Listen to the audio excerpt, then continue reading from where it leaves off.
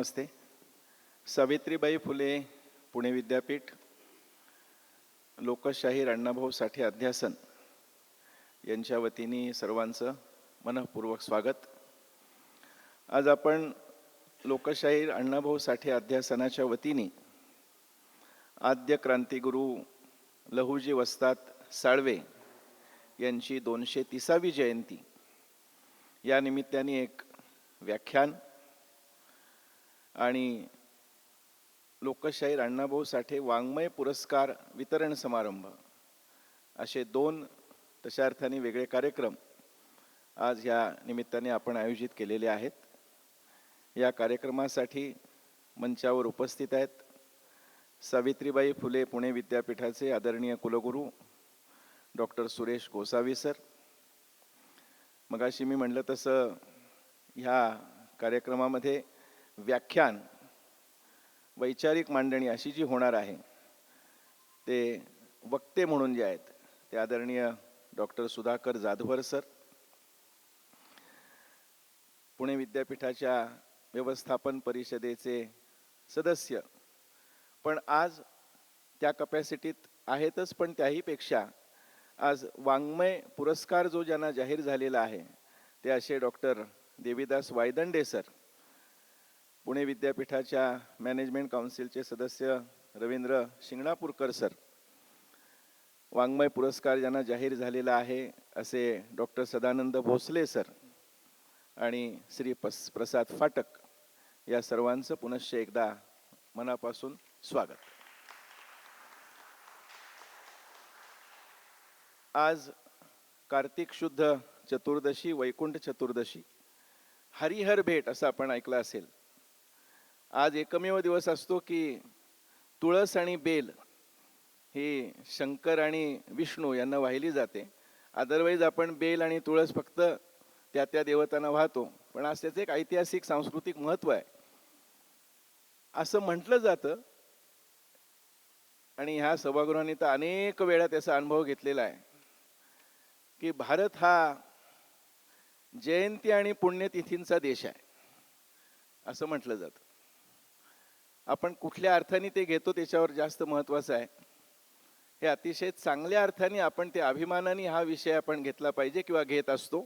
म्हणून तर आपण या सभागृहामध्ये आज आद्य क्रांतिगुरू लहुजी वस्ताद यांचा 230वा जयंती उत्सव साजरा करतो आहोत. आपल्या देशाचं भाग्य आहे की आपल्याला अशा जयंत्या आणि पुण्यतिथ्या, मी अतिशय सन्मानाने त्याचा उल्लेख करतो आहे, हे साजरं करण्याचं भाग्य मिळत आहे. टीका करायचं कारण नाही, पण अनेक देशामध्ये असा काही विषय होत नाही. त्याचं कारण आदर्श मानणाऱ्या व्यक्ती ज्या आहेत त्या आपल्या देशामध्ये प्रचंड प्रमाणामध्ये आहेत आणि म्हणून त्यांचा आदर्श घ्यावा, त्यांचं मार्गदर्शन जे आहे ते आपल्याला आत्ताच्या भाषेमध्ये समजावं यासाठी आज आपण व्याख्यान पण आयोजित केलेलं आहे. आणि त्यामुळे एका अर्थाने ही जी जयंती आहे, अध्यासनाचं वैशिष्ट्य राहिलेलं आहे, पुणे विद्यापीठाचं वैशिष्ट्य राहिलेलं आहे की ज्या ज्या जयंती आणि पुण्यतिथी आपण साजरी करतो त्याच्या इव्हेंट होणार नाहीत याची आपण नक्की काळजी घेत असतो, पण लोकांपर्यंत, समाजापर्यंत तो विषय पोहोचेल याची पण आपण काळजी घेतो. आणि त्याचाच भाग म्हणून आज आपण जाधवर सरांचं व्याख्यान आयोजित केलेलं आहे. अनौपचारिक सांगतो, मगाशी आदरणीय कुलगुरू ज्यावेळेस सभागृहामध्ये चहापानाचं इथं आले त्यावेळेस त्यांनी आले आले असं वाक्य वापरलं की आज मी जाधवर सरांचं व्याख्यान ऐकायला आलेलो आहे. आणि त्यामुळं आज आपल्याला एक चांगलं व्याख्यान इथं ऐकायला मिळणार आहे त्या विषयाचं. कारण विषय पण आपल्याला माहिती आहे, स्वातंत्र्य चळवळीतील आद्य क्रांतिगुरू लहुजी वस्ताद यांचं योगदान, या विषयावर जाधवर सर आपली मांडणी करणार आहेत. पुनश्च एकदा मी सर्वांचं स्वागत करतो आणि कार्यक्रमाची तशा अर्थाने सुरुवात मी सर्व मान्यवरांना विनंती करतो की आपण प्रतिमा पूजन करून कार्यक्रमाची सुरुवात करावी. Doctor Gosavi sir, Jadhavar sir, Shinganapurkar sir, Waydande sir, अध्यासनाचे प्रमुख सुनील भंगे,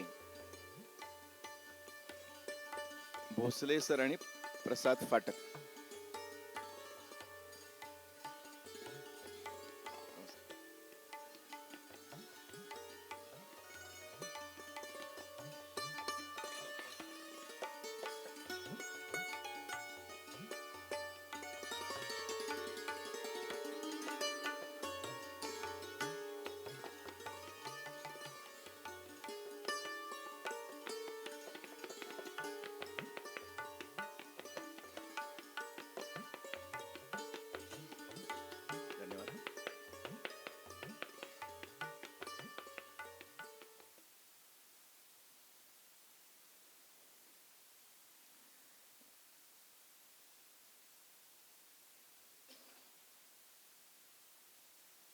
यानंतर प्रथा परंपरेप्रमाणे विद्यापीठ गीत आपण सादर करणार आहोत.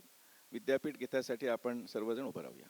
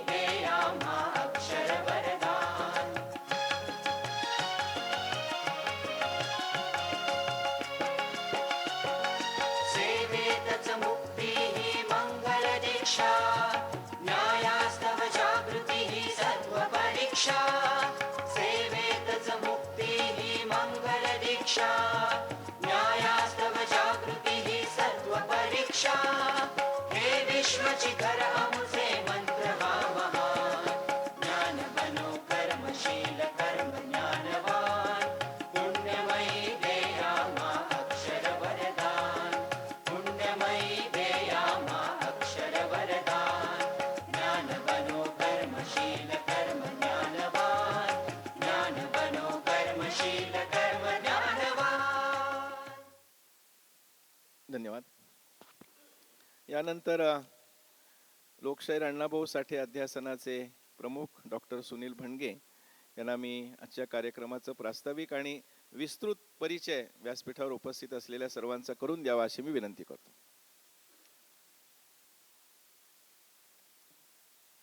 आद्य समाजसुधारक महात्मा ज्योतिबा फुले, साध्वी सावित्रीबाई फुले, आद्य क्रांतिगुरू लहुजी वस्ताद, लोकशाहीर साहित्यरत्न अण्णाभाऊ साठे, छत्रपती राजर्षी शाहू महाराज, छत्रपती शिवराय, संत सेवायोगी गाडगेबाबा आणि आपल्या देशाचे पहिले पंतप्रधान पंडित जवाहरलाल नेहरू या सर्व मान्यवरांना अभिवादन करून आज आपल्यासमोर सावित्रीबाई फुले पुणे विद्यापीठाच्या लोकशाहीर अण्णाभाऊ साठे अध्यासनाच्या वतीनं क्रांतिगुरू लहुजी वस्ताद यांच्या 230व्या जयंतीच्या निमित्ताने आपण या ठिकाणी एकत्र आलेलो आहोत. आजच्या कार्यक्रमाचे अध्यक्ष सन्माननीय कुलगुरू माननीय डॉक्टर सुरेश गोसावी सर, व्यवस्थापन परिषदेचे सदस्य माननीय रवींद्र शिंगणापूरकर सर, व्यवस्थापन परिषदेचे सदस्य माननीय डॉक्टर देवीदास वायदंडे सर, आजच्या कार्यक्रमात प्रमुख व्याख्यान जे आहे ते प्राचार्य डॉक्टर जाधवर सर, प्राध्यापक डॉक्टर सदानंद भोसले आणि प्रसाद फाटक आणि आपण सर्वजण उपस्थित बंधू भगिनींनो, आजच्या या कार्यक्रमाला डॉक्टर बाबासाहेब आंबेडकर अध्यासनाचे प्रमुख माननीय सुधाकर डोकेफोडे सर आहेत, NSSचे अभिजित कुलकर्णी सर आहेत, छपाई विभागाचे डॉक्टर कुटे सर आहेत, आपल्या रानडे इन्स्टिट्यूटचे प्राध्यापक प्रमुख डॉक्टर संजय तांबट सर आहेत आणि भारतीय विचार साधना या संस्थेचे कार्यवाह माननीय काशीनाथ देवधर आणि उपस्थित सर्व बंधू भगिनींनो, आज क्रांतिगुरू लहुजी वस्तादांच्या 200व्या 230व्या जयंतीच्या निमित्ताने आपण एकत्र आलेलो आहोत. क्रांतिगुरूंचं कार्य हे प्राचार्य डॉक्टर जाधवर सर हे आपल्याला सांगतीलच. त्यांचं प्रमुख भाषण व्हायचं आहे आणि त्याला जोडूनच आपण लोकशाहीर अण्णाभाऊ साठे वाङ्मय पुरस्काराचं वितरण आज या ठिकाणी करणार आहोत. गेले 3-4 वर्षापासून पहिलं पुस्तक ज्यांचं आले अशा काही लेखकांचा आपण गेले 3-4 वर्ष सत्कार करतोय आणि त्याची संख्या म्हणजे महाराष्ट्र, गोवा, कर्नाटक अशा भागातून आपण 2-3 वेळेला आपण नावं मागवली आणि पहिलं ज्यांचं पुस्तक आहे असे पहिले पुस्तक असलेले जवळजवळ आपण आत्तापर्यंत 61 तरुण साहित्यिक लेखकांना आपण हा लोकशाहीर अण्णाभाऊ साठे वाङ्मय पुरस्कार दिलेला आहे. या निमित्ताने प्रेरणा अण्णाभाऊंचं साहित्य, त्यांच्या 35 कादंबऱ्या, त्यांचे कथासंग्रह, लावण्या, छक्कड याचाही अभ्यास व्हावा आणि मी लिहिलेलं आहे ते अण्णाभाऊंच्या साहित्याशी कुठं मिळतं जुळतं आहे असा प्रयत्न त्यांनी करावा अशी एक साधी सोपी चांगली कल्पना ही अध्यासनाच्या पुढे असल्यामुळे आपण ह्या लोकशाहीर अण्णाभाऊ साठे अध्यासनाचं आपण या पुरस्कारांचं काम करतोय. आज खरं तर आपल्या सगळ्यांना माहिती आहे की क्रांतिगुरू लहुजी वसंतांचं स्वातंत्र्य लढ्यातील योगदान फार मोठं आहे आणि महान क्रांतिकारकांचे महागुरू असं म्हणता येईल असं लहुजी वसंतांचं काम. या ठिकाणी पुण्यातल्या गंजपेठेमध्ये त्यांची तालीम होती आणि त्या तालमीमध्ये स्वातंत्र्याच्या चळवळीत येणारे जे तरुण कार्यकर्ते आहेत अशा तरुण कार्यकर्त्यांना, तरुण लढवय्यांना, क्रांतिकारकांना प्रशिक्षण देण्याचं काम हे लहुजी वसंतांनी केलं आणि ते करत असताना समरसता होती. म्हणजे टिळकवाड्यातून म्हणजे गायकवाडवाड्यातून लोकमान्य टिळक यायचे, पलीकडच्या वाड्यातून महात्मा फुले यायचे, सदाशिव पेठेमधून क्रांतिवीर वासुदेव बळवंत फडके यायचे, गोवंडे यायचे. अशी एक प्रकारची समरसता होती. त्याचं कारण असं, आज जर आपण सगळं वातावरण बघितलं की जातींमध्ये विद्वेष होईल की काय अशा पद्धतीचं वातावरण असताना सुद्धा या महापुरुषांचं आपण स्मरण का करायचं, त्यांची जयंती का करायची, तर त्यांनी दिलेला जो काय वसा आहे तो सगळ्या जोडणारा वसा जो आहे, जन जन में हो समता समरसता, लक्ष्य हमने माना है सब समाजों को लिए साथ में आगे है बढ़ते जाना. त्यांनी सगळ्या समाजाला बरोबर घेऊन गेलेले आहेत असे क्रांतिगुरू आणि त्यांचं आज आपण या ठिकाणी विद्यापीठामध्ये स्मरण करतोय. गेले कित्येक वर्ष महापुरुषांची 51 जणांची यादी महाराष्ट्र शासनाने प्रकाशित केलेली आहे. त्यामध्ये लहुजी वसंतांचं पण नाव असावं असा आपण प्रयत्नही केलेला आहे, आपण पत्रही दिले अध्यासनातर्फे. तर पुढच्या काळामध्ये अशा पद्धतीने लहुजींची जयंती ही अधिकृतपणे शासन स्तरावरती सगळ्या विद्यापीठात व्हावी असा एक आग्रह आपण या निमित्ताने केलेला आहे. मला अभिमान वाटतो की या ठिकाणी लहुजी ज्या पाटील इस्टेटच्या त्या सगळ्या इथे त्यांचं स्मारक आहे त्या स्मारकाच्या उभारणीमध्ये माझा थोडासा सहभाग आहे. त्या ठिकाणी काही वर्षापूर्वी 95 साली त्यावेळेचे सरकार जे गोपीनाथ मुंडे आणि मनोहर जोशींनी ती समाधी शोधून काढली तिथे आणि त्या ठिकाणी आज ते समाधीचं मूर्त स्वरूप येत आहे. शासनाने ह्या देवेंद्र फडणवीस आणि शिंदे सरकारने या समाधीसाठी या समाधी स्थळाला भरपूर मदत केली आणि त्याची सुरुवातही काही महिन्यापूर्वी त्याची सुरुवात झाली. त्याचं काम आता सुरू आहे. त्या ठिकाणी दांडपट्टा शिकवणं आहे, लहुजींचं साहित्य आहे आणि तरुणांना एक चांगली फळी निर्माण करण्याचं काम या ठिकाणी लहुजींच्या नावाने होणार आहे. त्यामुळे या सगळ्यांशी वेगवेगळ्या पद्धतीने जोडलं असल्यामुळे लहुजींचं एक वेगळं प्रेम मनामध्ये आहे. आज त्यामुळे लहुजींची जयंती साजरी करत असताना काही काळात त्या लहुजींच्या तालमीमध्ये पण जायचं मी.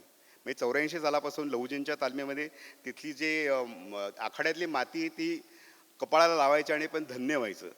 असा सगळा तो दरवर्षी 14 नोव्हेंबर त्यांची जयंती आणि 17 फेब्रुवारी त्यांची पुण्यतिथी असं आपण दरवेळेला साजरं करतो. त्या ह्याच्यामध्ये जाऊन पुण्यामध्ये आलेल्या प्रत्येक विद्यार्थ्याने त्या लहुजी वसंतांची तालीम आणि महात्मा फुलेंचं तिथेच जवळ असलेलं स्मारक, एक काही अंतरावरतीच आहेत, दोघांची घरं तिथेच होती. महात्मा फुलेंतर स्वतःचा हौद सगळ्याला दिला. सावित्रीबाईंना शिकायला हे केलं, प्रवृत्त केलं. भिडेवाडा धनाढ्य माणूस होता तो. भिडेवाड्यामध्ये सावित्रीबाई जात असताना त्या दगडफेक दगडगोटे मारलेले असताना सुद्धा सावित्रीबाई एक साडी पिशवीमध्ये आणि दुसरी साडी अंगावरती घालून त्या यायच्या आणि शाळेत गेल्यानंतर सगळे शेणाने उडलेलं जे हे साडी ती बदलायच्या आणि नवीन साडी घालून मुलींना शिकवायच्या.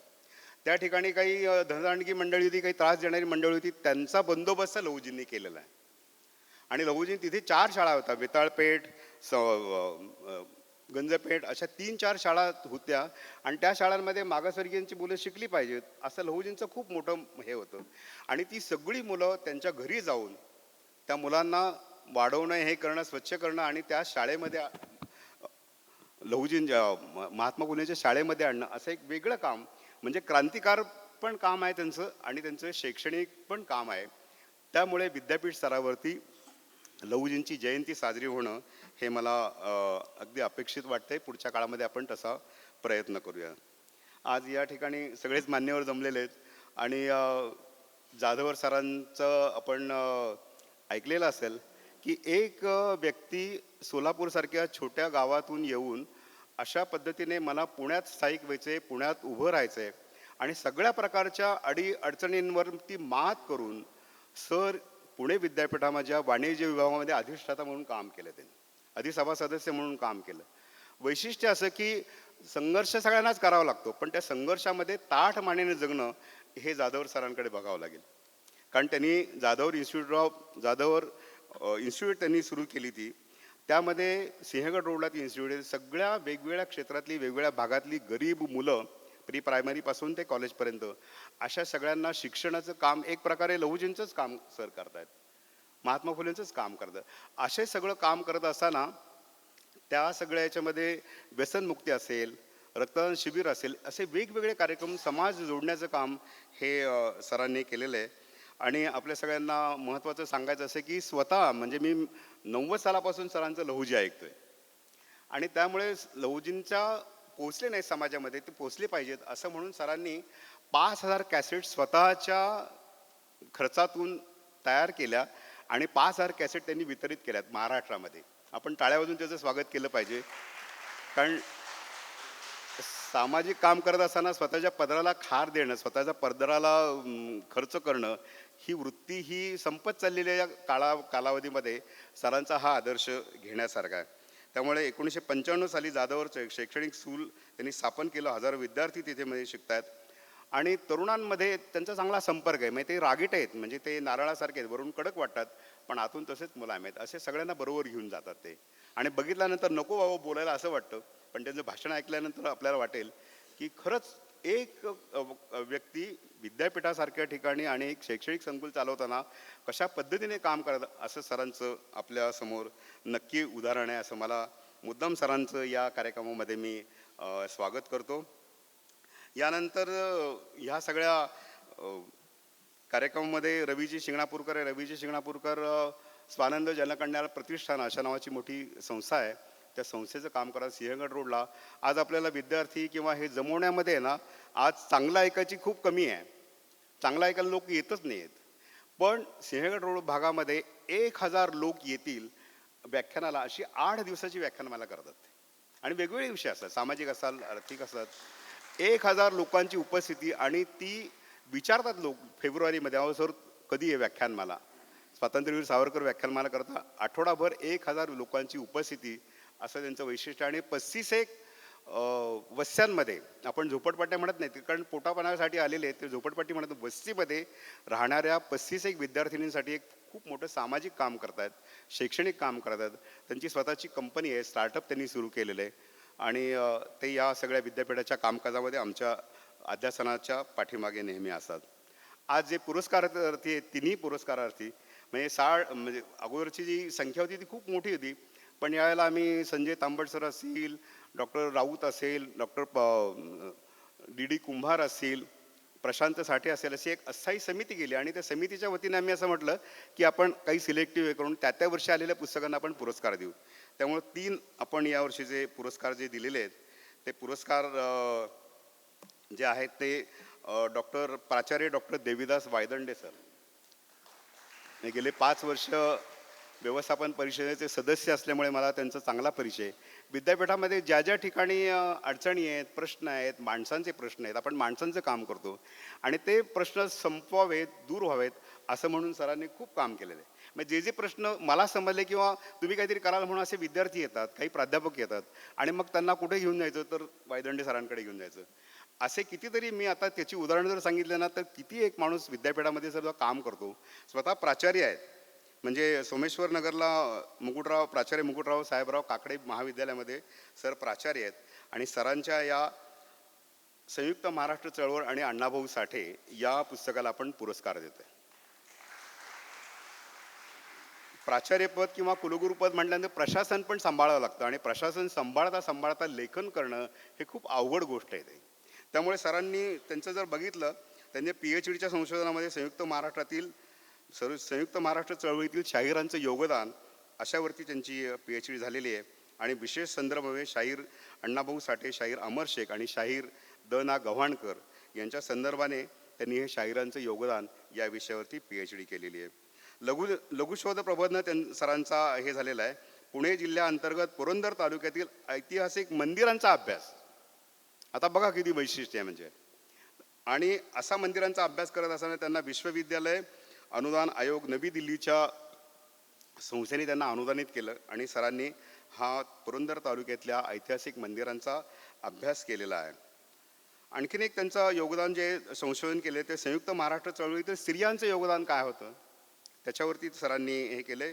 त्यालाही विश्वविद्यालय अनुदान आयोगाचं अनुदान मिळालेलं आहे. सरांचे शोधनिबंध आहेत, त्याच्यामध्ये प्रकाशित झाले तर राष्ट्रीय व आंतरराष्ट्रीय इतिहास संशोधन परिषदा आणि चर्चासत्रांमध्ये 35 शोधनिबंध सरांनी सादर केलेले आहेत.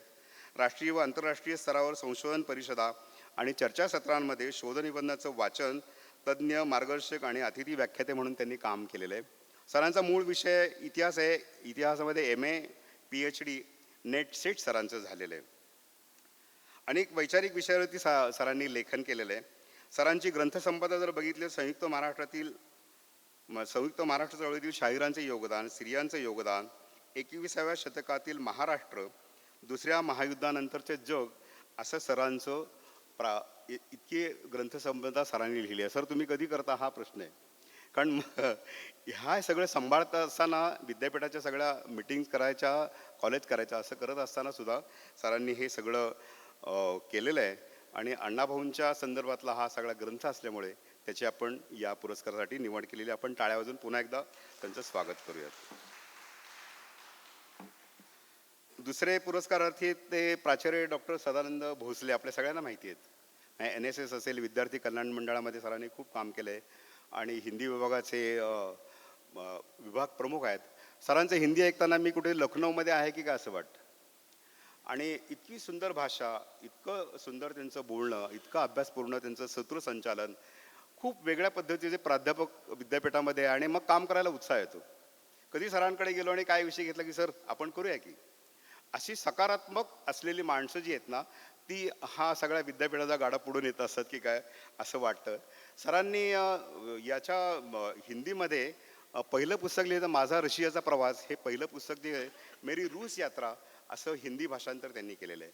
आणि सगळ्यात आज महत्त्वाचं असं की चित्रा ही कादंबरी आहे, खूप अण्णाभाऊंनी खूप हृदयद्रावक कादंबरी लिहिली आहेत. सरांनी ही कादंबरी का निवडली, एकूण 10 कादंबऱ्या ते भाषांतरित करणार आहेत. ही चित्रा कादंबरीमध्ये एक त्या चित्राचं जे काही जीवन दर्शन आहे ते हृदयद्रावक आहे आणि सरांनी ही कादंबरी निवडली. याचं अजून प्रकाशन व्हायचं आहे, पण ही वाचल्यानंतर तुम्ही अस्वस्थ होता. ही राष्ट्रीय भाषेमधली हिंदीमधली कादंबरी आहे आणि सरांनी या कादंबरीचं खूप चांगल्या पद्धतीने लिखाण केलं. अनन्य प्रकाशन नावाचं ह्या संस्थेने हे प्रकाशित केलं.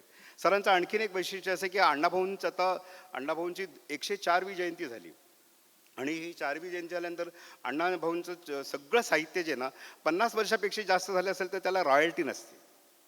आणि असं असताना सुद्धा रॉयल्टी कित्येक लोकांनी अण्णाभाऊंची सगळं साहित्य परस्पर छापलं, त्याच्यावरती गुजराण केली, त्याच्यावरती संसार थाटले. पण त्या कुटुंबाला काही मदत द्यावी बाबा, अण्णाभाऊंचं साहित्य त्यांच्या घरातले आजोही आहेत. सावित्रीमाईसाठी आपण या ठिकाणी त्यांना पुरस्कार दिला 3 वर्षापूर्वी. तर सचिन साठे त्यांचा नातू आहे, या कुटुंबाला आपण काहीतरी आर्थिक मदत करावी असं कोणीही केली नाही. पण मी तुम्हाला टाळ्या वाजवायला असं सांगेन की सरांनी सावित्रीमाईसाठी, सचिन साठे यांची भेट घेऊन या सगळ्याचं जे काही रॉयल्टी येईल, पैसे येतील, हे मी तुम्हाला पाठवत जाईल असा सरांनी शब्द दिला. त्यांच्या डोळ्यात पाणी आलं. मी त्याला साक्षीदार आहे. आणि सर म्हटलं हे कसं काय. अहो सर म्हणे आपलं काय एवढं मोठं साहित्य आणि एवढं मोठं धन आहे हे आपल्याला मिळते वाचायला. अशी ही कृतज्ञता. त्यामुळे सरांच्या या कादंबरीचा निवड आपण या अण्णाभाऊ साठे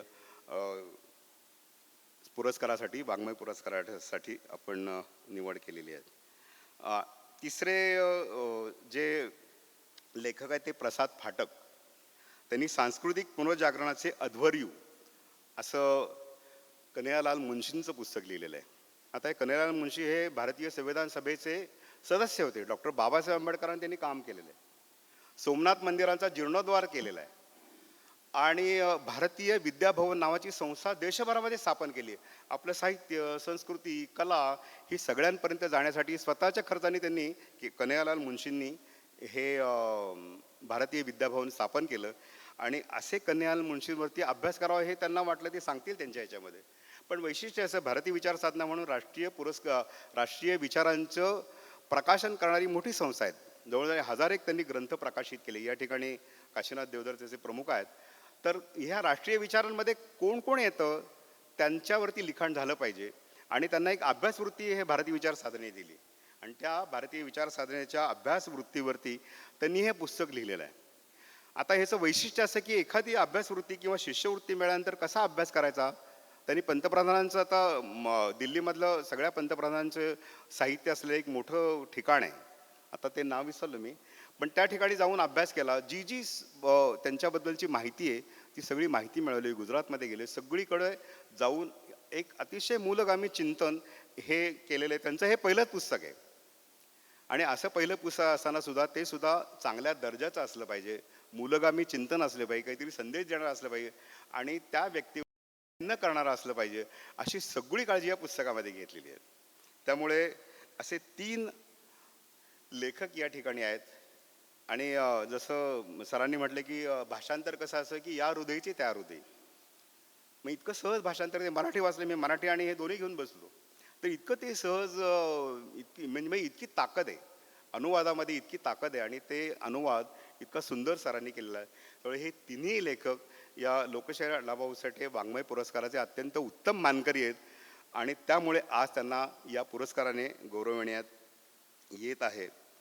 आणि आज लहुजींच्या जयंतीच्यामुळे मला त्या गीताची आठवण होती आहे की परिवर्तन तर होणारच आहे. या सगळ्यांनी बीज रोवलेलं आहे आणि ते बीज आता इतकं फोफावलं आहे, त्याचा वटवृक्ष झालेला आहे. त्यामुळे त्या बीजाचं आपण स्मरण केलं पाहिजे. शाहीर योगेशांनी ते गीत लिहिलेलं आहे.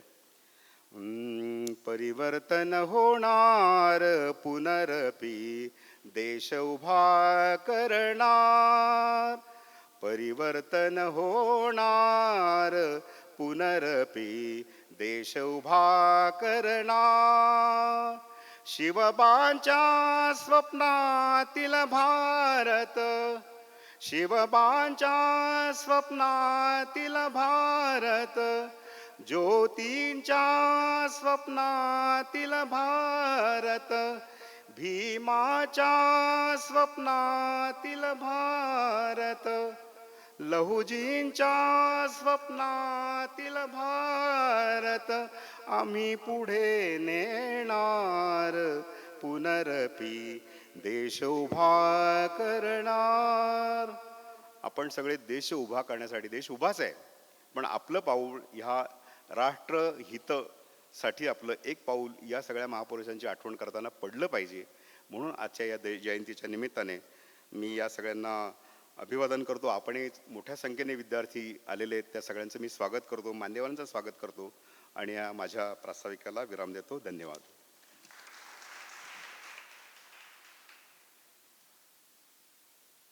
धन्यवाद बणगे सर. यानंतर आजच्या कार्यक्रमाचे प्रमुख वक्ते जे आहेत त्यांचा खरं तर योग्य आणि पुरेसा परिचय बणगे सरांनी करून दिलेलाच आहे. आपल्याला सर्वांना माहिती असेल की हा परिसर जो आहे, म्हणजे हा ऐतिहासिक हॉल आणि शेजारचा शिवाजी हॉल, मॅनेजमेंट काउन्सिल आणि सिनेटच्या मीटिंगमध्ये ज्यांनी नेहमी गाजवला असे जाधवर सर, पण आज ते वेगळ्या कपॅसिटीमध्ये आहेत. आज ते वक्ता म्हणून इथं आपल्यामध्ये उपस्थित आहेत. त्यामुळं कुलगुरूंच्या हस्ते आपण त्यांचा आज सन्मान इथं करतो आहोत.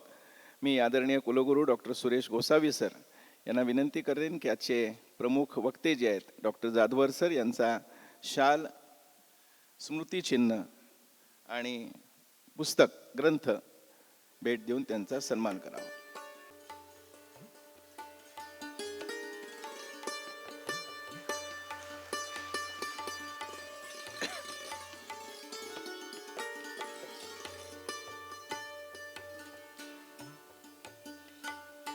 धन्यवाद. लोकशाहीर अण्णाभाऊ साठे वाङ्मय पुरस्कार प्रदान असे आज आपण ह्या कार्यक्रमामध्ये विशेष भाग आहे.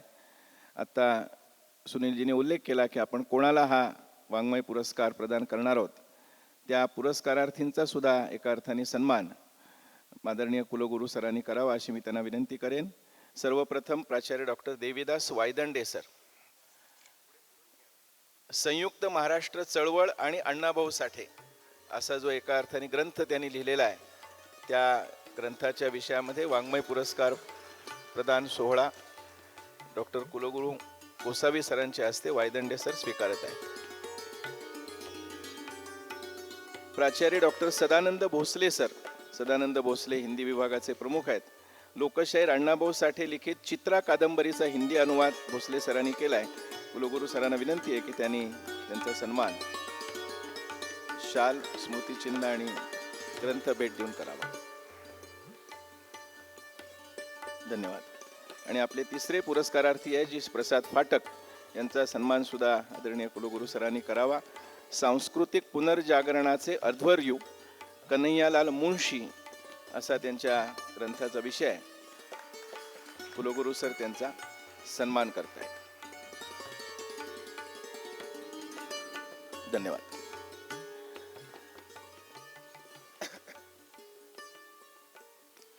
मगाशी भारतीय विचार साधनेचा उल्लेख झाला. त्या भारतीय विचार साधनेचे सचिव आणि डॉक्टर बाबासाहेब आंबेडकर विद्यापीठाचे राज्यपाल नामनिर्देशित MC member Kashinath Deodhar sir उपस्थित आहेत. त्यांनी अशी विनंती केली की त्यांना पण एक सन्मान चे जे पुरस्कारार्थी आहेत त्यांना करायचा आहे, तर त्यांनी तो करावा अशी मी त्यांना विनंती करतो. सर्वप्रथम अर्थातच कार्यक्रमाचे अध्यक्ष जे डॉक्टर सुरेश गोसावी सर यांना ते ग्रंथ प्रदान करून त्यांचा सन्मान करत. डॉक्टर सुरेश गोसावी कुलगुरू आणि कार्यक्रमाचे अध्यक्ष. डॉक्टर काशीनाथ देवधर हे DRDO मध्ये डेप्युटी डायरेक्टर म्हणून निवृत्त झाले. 40 वर्षे DRDO मध्ये त्यांनी काम केलं आणि आता बामो विद्यापीठाचे MC मेंबर आहेत.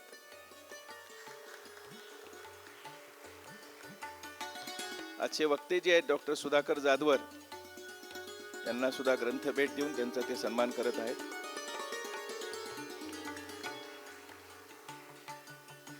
देवीदास वायदंडे सर, प्राचार्य MC मेंबर आणि आजचे पुरस्कारार्थी.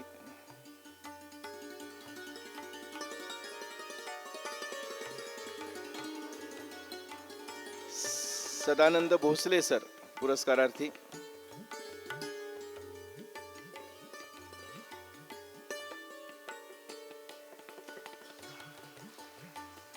आणि व्यवस्थापन परिषद सदस्य डॉक्टर म्हणण्याची सवय झाली आहे, माफ करा, श्री रवींद्र शिंगणापूरकर सर.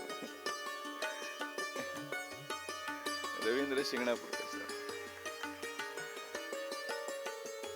एक तर पुण्यातला आणि इथं काय आलेला म्हणजे डॉक्टरच असतो, त्यामुळे आपण डॉक्टर म्हणतो.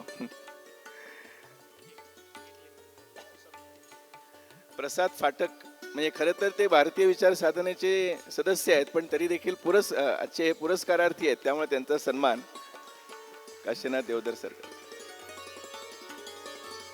म्हणजे अध्यासनाचे प्रमुख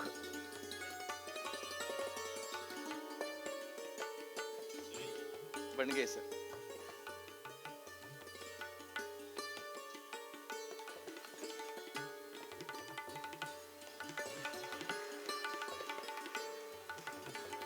धन्यवाद.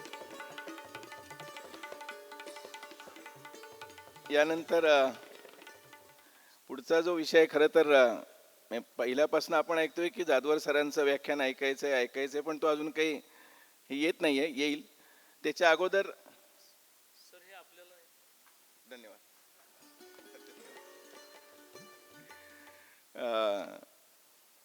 यानंतर मी आजचे जे पुरस्कारार्थी आहेत त्यांना त्यांचं मनोगत व्यक्त करण्यासाठी विनंती करणार आहे. फक्त मगाशी मी सांगितलं तसं थोडी माझ्या मनामध्ये हे अशी आहे की हे सगळे प्राध्यापक प्राचार्य मंडळी आहेत, त्यामुळं विनंती अशी राहील की थोडक्यामध्ये आपलं मनोगत व्यक्त करावं, कारण आपण मुख्यतः जाधवर सरांचं ऐकण्यासाठी इथं उपस्थित आहोत.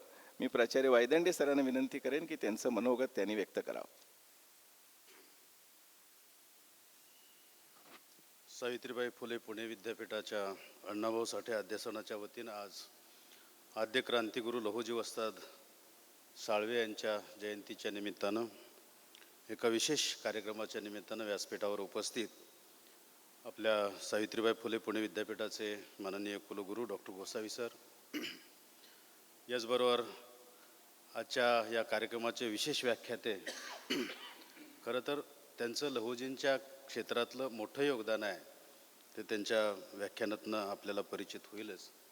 ते आमचे मार्गदर्शक प्राचार्य डॉक्टर सुधाकर जाधवर सर, सावित्रीबाई फुले पुणे विद्यापीठाच्या व्यवस्थापन परिषदेचे सदस्य माझे सहकारी माननीय शिंगणापूरकर सर, याचबरोबर आमचे मार्गदर्शक आणि अत्यंत सुंदर असं सूत्रसंचालन जे करतायत. खरं तर हा सरांना ऐकायचा नेहमी योग असतो, पण आज सूत्रसंचालनाच्या भूमिकेत ते आहेत. ते माननीय प्राध्यापक डॉक्टर साठे सर, अध्यासनाचे प्रमुख आमचे मित्र, आणि अध्यासनाच्या वतीनं असे अनेकविध कार्यक्रम सर आयोजित करत असतात आणि अनेक महत्त्वाच्या अध्यासनांपैकी एक चांगलं काम करणारे डॉक्टर सुनील भंडगे सर, माझ्याबरोबर जे पुरस्कार्थी आहेत ते माझे मित्र आणि हिंदी विभागाचे प्रमुख डॉक्टर भोसले सर, माननीय प्रसाद फाटक सर, उपस्थित सर्व बंधू आणि भगिनींनो. खरं तर या व्यासपीठावर मला हा पुरस्कार माननीय कुलगुरूंच्या हस्ते मिळतोय, ही गोष्ट माझ्यासाठी आत्यंतिक आनंदाची आहे. कारण व्यवस्थापन परिषदेचा सदस्य म्हणून किंवा अधिसभेचा सदस्य म्हणून असण्यापेक्षा एक शिक्षक म्हणून हा पुरस्कार स्वीकारताना मला आत्यंतिक आनंद होतोय. आणि म्हणून मी सावित्रीबाई फुले पुणे विद्यापीठ आणि अण्णाभाऊ साठे अध्यासनाचा अत्यंत आभारी आहे. आणि सरांनी मगाशी सांगितली सूचना की 2च मिनिटात संपवायचं आहे. फक्त मी एकच उल्लेख करतो की ह्या पुस्तकाला जो अण्णाभाऊ साठे अध्यासनाचा अण्णाभाऊ साठे वाङ्मय पुरस्कार मिळाला, त्याचं एक वेगळं वैशिष्ट्य काय आहे 2 मिनिटात सांगतो. खरं म्हणजे संयुक्त महाराष्ट्र चळवळ आणि त्यातलं अण्णाभाऊंचं योगदान या संदर्भामध्ये खूप चर्चा होते, पण काय योगदान आहे याचं संशोधन खरं तर मी या ग्रंथामध्ये केलेलं आहे. म्हणजे आमच्या इतिहासामध्ये history is an unending dialogue between past and present अशी एक इतिहासाची व्याख्या आहे. त्या अनुषंगानं समकाळामध्ये आपल्याला सगळ्यांना माहिती आहे, फक्त वर्तमानपत्रामध्ये अशा प्रकारची चर्चा व्हायची. म्हणजे काही ठराविक लोक असतील, म्हणजे खरं तर संयुक्त महाराष्ट्राच्या चळवळीच्या आंदोलनात म्हणजे भाषेशिवाय जे राजकीय पक्ष होते, काँग्रेस वगळता सगळेच संयुक्त महाराष्ट्र किंवा भाषिक राज्याची निर्मिती व्हावी या मताचे होते. मग आचार्य अत्रे असतील किंवा अन्य भिलकवडी नावाचे जनसंघाचे एक मोठे कार्यकर्ते, खूप मोठं योगदान आहे, मी माझ्या पुस्तकामध्ये त्याचा उल्लेख केलेला आहे. असे अनेक कार्यकर्ते, देशमुख असतील किंवा अन्य समकाळातले सगळे मोठे नेते असतील. त्याच्या पलीकडं ही जनचळवळ झाल्याशिवाय, म्हणजे इतिहास असा आहे की कोणतीही चळवळ ही जनचळवळ झाल्याशिवाय तिला यश मिळत नाही आहे. म्हणजे संयुक्त महाराष्ट्राची किंवा भाषिक चळवळीची चर्चा फक्त मुंबई आणि पुण्यातल्या वर्तमानपत्रात व्हायची.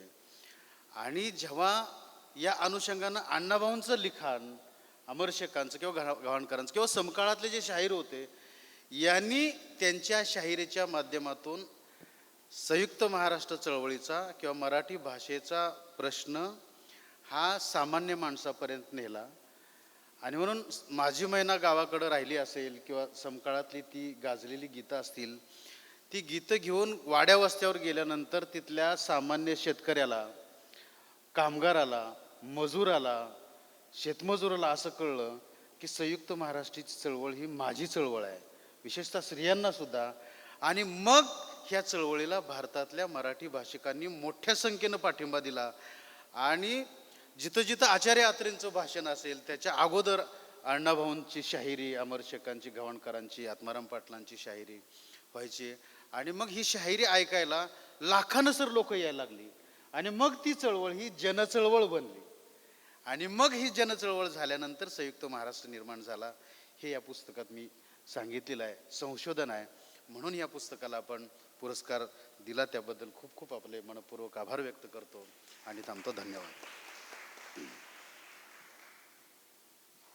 म्हणल्याप्रमाणे अतिशय थोडक्यात पण त्यांनी आता उत्सुकता निर्माण केली की आता ह्या पुस्तकामध्ये काय आहे. त्यामुळे आपण हे सर्वजण पुस्तक नक्की वाचू, कारण 64 वर्षे झाली जवळजवळ ह्या गोष्टीला. त्यामुळे आपल्याला आता ह्या पुस्तकामधनं काय आहे ते आपल्याला सर्वांच्या समोर आलेलं आहे. आपण त्याचं वाचन करून त्याचा अभ्यास करूया. अब मैं सदानंद भोसले जी से विनती करता हूँ, अनुरोध करता हूँ कि आप अपना मार्गदर्शन सभा को.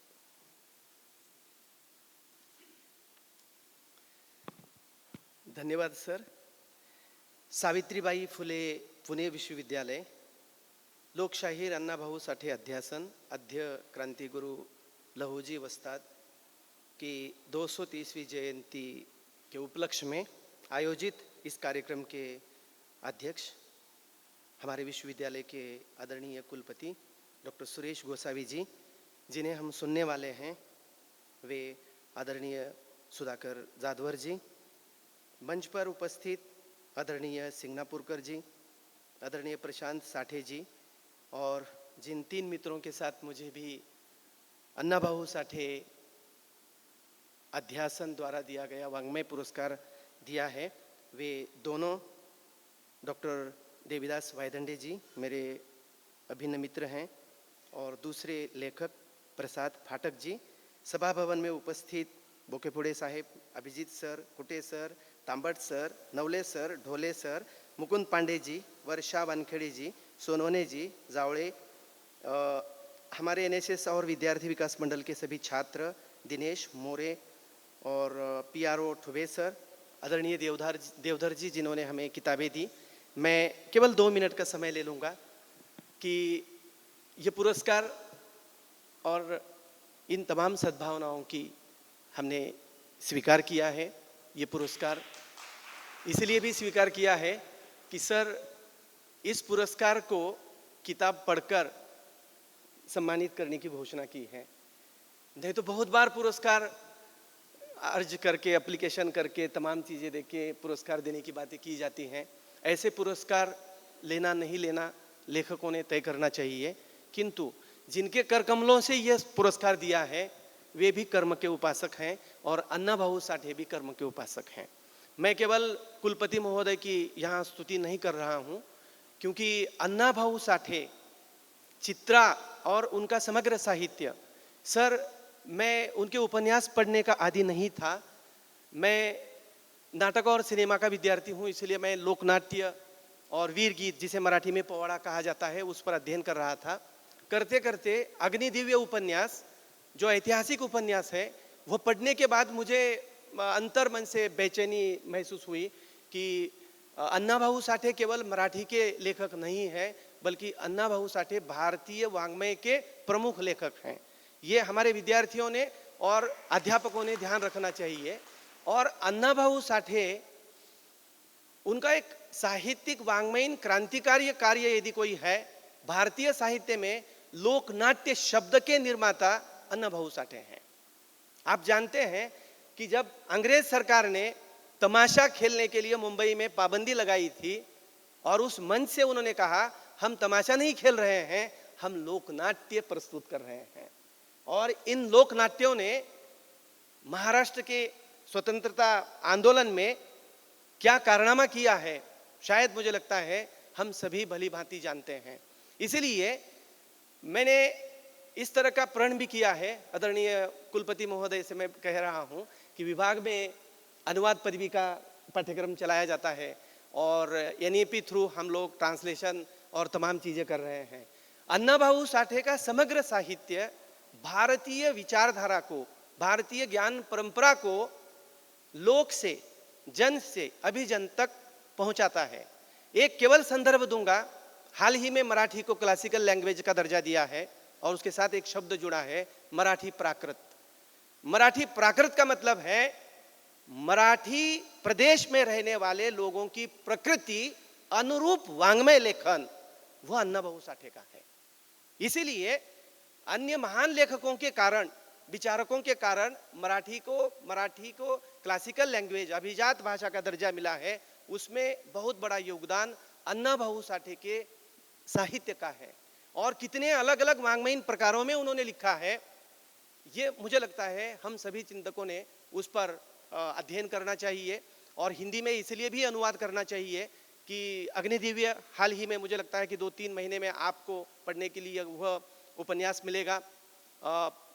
माकड़ीचा माळ ये भी आपको मिलेगा। भारतीय समाज का और विशेष रूप में जिसे गाँव-गाड़ा कहा गया है और हमारे देहात संपन्न कैसे थे, बहुत चीज़ें होती थी, बावजूद इसके एक ग्राम संस्कृति थी जिस संस्कृति ने भारतीय सभ्यता संस्कृति को बनाए रखा है।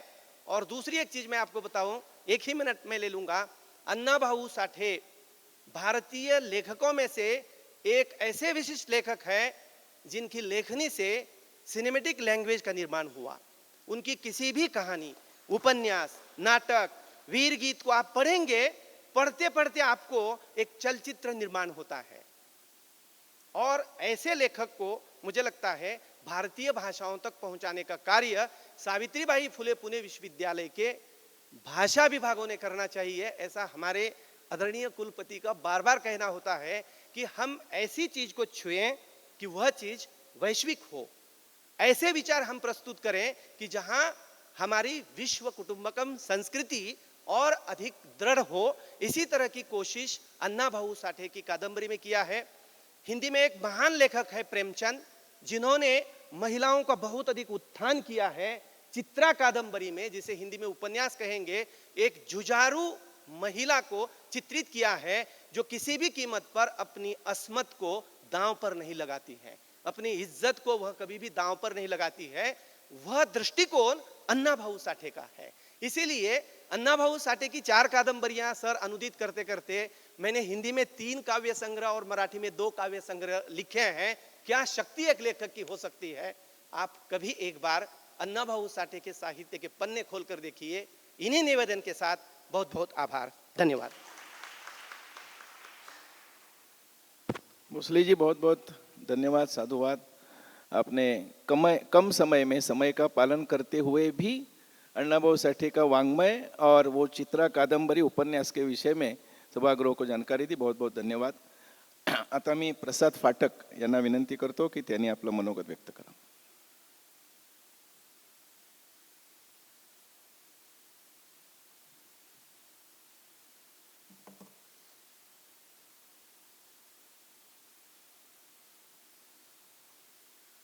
सर्वप्रथम आद्य क्रांतिगुरु लहुजी वस्ताद यांना सर्वप्रथम मी वंदन करतो। सावित्रीबाई फुले पुणे विद्यापीठाचे कुलगुरू डॉक्टर सुरेश गोसावी, आजचे प्रमुख वक्ते ज्यांचं व्याख्यान ऐकण्यासाठी आपण सर्वजण आतुर आहोत ते डॉक्टर सुधाकर जाधवर, माननीय रवींद्र शिंगणापूरकर, लोकशाहीर अण्णाभाऊ साठे अध्यासनाचे प्रमुख डॉक्टर सुनील भंडगे, त्याचबरोबर वाङ्मय आजचा जो अण्णाभाऊ साठे वाङ्मय पुरस्कार ज्यांना मिळालेला आहे ते डॉक्टर देवीदास वायदंडे, डॉक्टर सदानंद भोसले आणि आज या कार्यक्रमासाठी उपस्थित असलेले सर्व मान्यवर, या सर्वांना माझा नमस्कार। खरं म्हणजे आज संशोधन क्षेत्रामध्ये एवढं मोठं कार्य केलेली मंडळी सर्वजण व्यासपीठावरती उपस्थित असताना त्यांच्यामध्ये मला बसताना थोडंसं दडपण आलेलं आहे। कारण तसं म्हटलं तर मी जे काय थोडंफार संशोधनाला सुरुवात केली आहे त्याचं संशोधक म्हणून माझं आयुष्य एक 1.25 वर्षापेक्षा फार मोठं नाही आहे, त्याच्यामुळे थोडंसं दडपण आहेच। पण या सगळ्या प्रवासाला माझी सुरुवात कशी झाली त्याच्याबद्दल थोडक्यात सांगतो। साधारणपणे मागच्या जुलै महिन्यामध्ये भारतीय विचार साधना या राष्ट्रवादी साहित्याची निर्मिती करणाऱ्या प्रकाशन संस्थेतर्फे एक अभ्यासवृत्ती देण्यात आली, त्याच्यामध्ये कन्हैयालाल मुंशी यांच्या आयुष्यावरती काही संशोधन करावं असा एक विचार मांडला गेला होता। तर अगदी प्रामाणिकपणे सांगायचं तर एक जुजबी 2 ओळी व्यतिरिक्त मला मुंशीजींबद्दल काहीच माहिती नव्हती। तर या निमित्ताने मी काही एक अभ्यास करायला सुरुवात केली आणि माझ्यासमोर एक अतिशय विलक्षण व्यक्तिमत्व उभं राहिलं. म्हणजे आपण हिमालयाची उपमा अनेकदा देत असतो. अनेक जण आपापल्या क्षेत्रामध्ये खूप उत्तुंग कामगिरी करत असतात, पण हिमालयाची जसे पर्वतरांगांमध्ये अनेक उत्तुंग शिखरं सामावलेली आहेत, तसं मला कन्हैयालाल मुंशीजींचं व्यक्तिमत्व वाटलं. कारण एकाच आयुष्यामध्ये माणूस किती क्षेत्रामध्ये काम करू शकतो. म्हणजे थोडक्यात आता त्यांची अगदी अगदी थोडक्यात जर का एक परामर्श घ्यायचा म्हणला तर ते कायदेतज्ञ होते. महात्मा गांधीजींचा त्यांनी बारडोलीच्या सत्याग्रहामध्ये त्यांचं कार्य पाहून प्रचंड प्रभावित होऊन त्यांनी गांधीजींचं अनुयायित्व पत्करलं, स्वातंत्र्य सेनानी झाले. त्याच्यानंतर त्यांनी तुरुंगवास पत्करला. त्यानंतर एक वादळी कालखंड असा आला 1940च्या दशकामध्ये, ज्यावेळी मुस्लिम लीगच्या एकूण 10 दडपशाहीमुळे देशाच्या विभाजनाची आपल्याला एक प्रकारे चाहूल लागू लागली होती. तर त्यावेळेस त्यांनी आपले आदर्श असलेले महात्मा गांधीजींची सुद्धा मतभेद पत्करून अखंड हिंदुस्थान चळवळीचा एक स्वतंत्र एक प्रकारे ध्यास घेतला होता. त्यानंतरच्या काळामध्ये जसा आता उल्लेख झाला की जेव्हा स्वातंत्र्याची चाहूल लागली आणि एक नवीन रूपामध्ये जो भारत येणार होता, त्यासाठी जी काही संविधानाची निर्मिती होणार होती, त्याच्यासाठी जी घटना समिती पूर्ण आयोजित झाली होती, तर त्याच्यामध्ये एक अतिशय महत्त्वाचे सदस्य होते कन्हैयालाल मुंशी. त्यांनी सर्वात जास्त विषयांवरच्या ज्या समित्या उपसमित्या होत्या, त्यापैकी सर्वात जास्त समित्यांमध्ये आपल्याला कन्हैयालाल मुंशी यांचं नाव दिसेल. साधारणपणे 13 समित्यांवरती त्यांनी कार्य केलं होतं. आणि स्वातंत्र्य मिळाल्यानंतर त्यांनी राजकीय जबाबदाऱ्या म्हणून भारताचे पहिले कृषी मंत्री म्हणून कार्य पाहिलं. त्यानंतर उत्तर प्रदेशचे राज्यपाल म्हणून कार्य पाहिलं. हे त्यांचं सगळं राजकीय टप्पेच एकीकडे चालू असताना दुसरीकडे त्यांनी सांस्कृतिक कार्य त्यांचं खूप विशेष भावणारं दिसलं. त्यामधलं सगळ्यात एक अतिशय प्रखर राष्ट्रवादाचा त्यांचा मध्ये जो अंतःप्रवाह होता आणि त्यांना असं साधारणतः स्वातंत्र्य दृष्टीप्रतात येत असताना दिसत होतं की मूल्यांचा ऱ्हास होतोय. काही शतकांची जी आपलीवरती आक्रमकांची गुलामगिरी आहे, इंग्रजांचं राज्य आहे, वेगवेगळ्या बादशहांच्या खाली आपण जो सगळं पिचलो गेलेलो आहे, त्या काळामध्ये आपली सांस्कृतिक मूल्यांचा खूप ऱ्हास झालेला आहे. तर ह्या सर्व मूल्यांची आपण पुनर्स्थापना केली पाहिजे. यासाठी त्यांनी स्वतःहून जागरणाचं एक प्रकारे त्यांनी वसा घेतला आणि त्यांनी सर्वप्रथम भारतीय विद्याभवन या शिक्षण संस्थेची स्थापना केली. आणि अतिशय त्यांचा शिक्षणाबद्दलचे अतिशय सखोल विचार होते. मूल्यांची प्रस्थापना करण्यासाठी शिक्षण लहानपणापासून किती आवश्यक आहे या दृष्टीने त्यांनी शिक्षण व्यवस्थेमध्ये मूल्य रुजवली कशी जातील यासाठी त्यांनी साहित्य, कला, या संस्कृतचं अध्ययन या सगळ्यामधून त्यांनी मूल्य रुजवण्यासाठीचे प्रयत्न केले. आणि भारतीय विद्याभवन ही अतिशय देशभरातली आणि देशाबाहेर सुद्धा पसरलेली मोठी संस्था झाली. तर तो एक सांस्कृतिक त्यांचा पुनर्जागरणाचा जो भाग होता. त्यानंतर असा उल्लेख झाला की गझनीच्या महमूदानी सोमनाथचं मंदिर तोडल्यानंतर काही जवळपास 40-50 पिढ्याने आपण ते जे वेदना भोगल्या त्याच्यावरती एक प्रकारची फुंकर घालण्याचं काम स्वातंत्र्यानंतर जे झालं, म्हणजे ते म्हणजे सोमनाथ मंदिराचं पुनर्निर्माण. त्यावेळेस सरदार पटेलांचं स्वप्न होतं. दुर्दैवाने त्यांचं निधन झालं. त्यानंतर आपले पंतप्रधान पंडित नेहरूंचा विरोध पत्करून त्यांनी हे काम नेटाने पूर्ण केलं आणि अशा प्रकारची अनेक कामं त्यांनी केली. इतिहास लेखनामध्ये त्यांचा खूप मोठा एक मान होता. खरं म्हणजे गुजरातीतले ते अतिशय प्रख्यात 20व्या शतकातले सर्वात प्रख्यात साहित्यिक ते होते. त्याच्यामुळे त्यांनी जसं साहित्याचे सर्व प्रकार हाताळले. त्यांनी गुजराती आणि इंग्रजीत प्रचंड साहित्य लिहिलं. तर हे सगळं बघताना मी स्वतः स्तिमित झालो होतो आणि त्यांच्यामधल्या काही गुण मला विशेष भावले. ते इथे आता काही विद्यार्थी आहेत, शिक्षण घेत आहेत, काही जण पुढे मास्टर्स PhD करतील, संशोधनाच्या क्षेत्रामध्ये होतील. तर त्या दृष्टीने सुद्धा कन्हैयालाल मुंशींचं काम खूप मोठं आहे.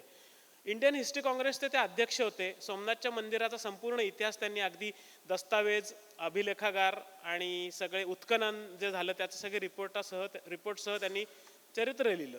तर ते करताना मला सुद्धा वाचताना आपणही काही संशोधन करावं असं मला वाटायला लागलं. आणि मग त्यानिमित्ताने फक्त इंटरनेटवरती अवलंबून न राहता, म्हणजे आता गुगल आणि आता पुढचा टप्पा म्हणून आपण ChatGPTच्या माध्यमातून काही गोष्टी जाणून घेऊ शकतो, परंतु प्रत्यक्ष म्हणजे इंग्रजी ज्याला म्हणतात गेट युअर हँड्स डर्टी, मातीत उतरल्याशिवाय काही गोष्टी आपल्याला कळत नाहीत. त्यामुळे मी केवळ इंटरनेट किंवा उपलब्ध थोडी हाताशी असलेली पुस्तकांच्या पुढे जाऊन मुंबईचं मग भारतीय विद्याभवनचं अभिलेखागार असेल तिथे जाऊन किंवा दिल्लीचं जे प्रधानमंत्री संग्रहालय आहे तिथली त्यांचा पत्रव्यवहार याच्यातून मी संशोधन जे करत गेलो त्याच्यातून माझ्या लक्षात आलं की ह्या संशोधनात सुद्धा एक वेगळा आनंद आहे. बऱ्याचदा आपला विषय जो असतो तो आपण एका प्रबंधात घेतो, पुस्तकात घेतो, पण त्या व्यतिरिक्त सुद्धा आपल्याला अनेक गोष्टी कळत असतात. तर तो एक त्या काळातलं एक सांस्कृतिक जीवन आपल्यासमोर उभं राहत असतं. तर एक प्रकारे आपल्या संशोधनाचे बाय प्रोडक्ट्स असतात ज्याचा आपल्याला कदाचित आपल्या प्रबंधात उपयोग होणार नाही, पुस्तकात होणार नाही, पण आपल्याला आयुष्यात खूप मोठा उपयोग होऊ शकतो. तर ह्या निमित्ताने मला ह्या गोष्टी शिकायला मिळाल्या. इथे काही विद्यार्थी जे आहेत त्यांनी संशोधन क्षेत्रामध्ये आपल्याला जो मिळणारा आनंद आहे तो इतक्या प्रकारचा असू शकतो. तर हे सुद्धा लक्षात घेतलं तर आपला संशोधनाचा प्रवास अतिशय आनंदाचा आणि सुखाचा होऊ शकतो आणि त्याच्यामधून जे काही निर्माण होईल ते निश्चितच उत्तम असेल. आज अण्णाभाऊ साठे यांच्या नावाने पुरस्कार मिळाला आहे. खरं तर मला खूप माझ्यावर मोठी जबाबदारी आली असं मी समजतो. आणि एक थोडक्यात एक साम्य सांगतो की जसं अण्णाभाऊ साठेंच्या साहित्याचा केला की त्यांनी अनेक साहित्य प्रकार हाताळले, तर मुंशीजींनी सुद्धा आपल्या सगळ्या याच्यामध्ये अनेक साहित्याचे प्रकार हाताळले होते. आणि संस्कृतीचे एक आपला जो महासागर आहे भारताच्या संस्कृतीचा त्याच्यामध्ये जे वेगवेगळे प्रभाव मिसळले तर मला असं वाटतं की ते एकमेकांचे विरोधी नाहीत, परस्पर पूरक आहेत. तर अण्णाभाऊ साठेंच्या साहित्यातून आलेला एक प्रवाह आहे, कन्हैयालाल मुंशीजींच्या साहित्यातून त्यांनी जो आपला भारताचा गौरवशाली इतिहास सांगितला तो एक प्रवाह आहे. तर मला असं वाटतं आजच्या या पुरस्काराच्या निमित्ताने दोन महत्त्वाच्या साहित्यिक प्रवाहांचा एक प्रकारे संगम झाला असं मला या निमित्तानं वाटतं. एवढं माझं मनोगत व्यक्त करतो आणि थांबतो. धन्यवाद.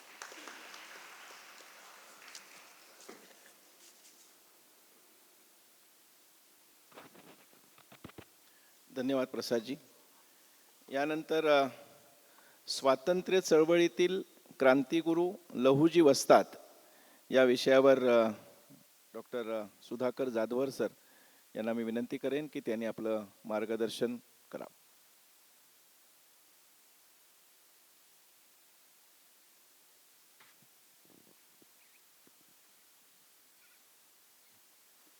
निश्चयाचा महामेरू, बहुतजनासी आधारू, अखंड स्थितीचा निर्धारू, श्रीमंत योगी, यशवंत, कीर्तिवंत, ज्ञानवंत, वर्धवंत, पुण्यवंत, सामर्थ्यवंत, जाणता राजा, या भूमंडळाचे ठाई धर्मरक्षे ऐसा नाही, महाराष्ट्र धर्म राहिला काही तुम्हा कारणी. शिवछत्रपती महाराजांच्या पावन स्मृतीला सर्वप्रथम अभिवादन करतो. व्यासपीठावर उपस्थित असलेले आपल्या विद्यापीठाचे कुलगुरू गोसावी सर, काही लोकांना एक विशिष्ट प्रकारची वैशिष्ट्ये असतात, तसं आमच्या कुलगुरूंना एक वैशिष्ट्य आहे ते म्हणजे नम्रता. आणि खरं तर किती आपण आध्यात्मिक पोथी पुराणं काढली तर त्याच्यामध्ये याचे उल्लेख मिळतात की नमना एवढा मंत्र नाही नाही ढोंडिता शास्त्र, नमन जो करे तो जाणे तेथेची, नमना विन इंद्र चंद्र नव्हेती. नम्रतेमुळं माणूस हा तरुण जातो.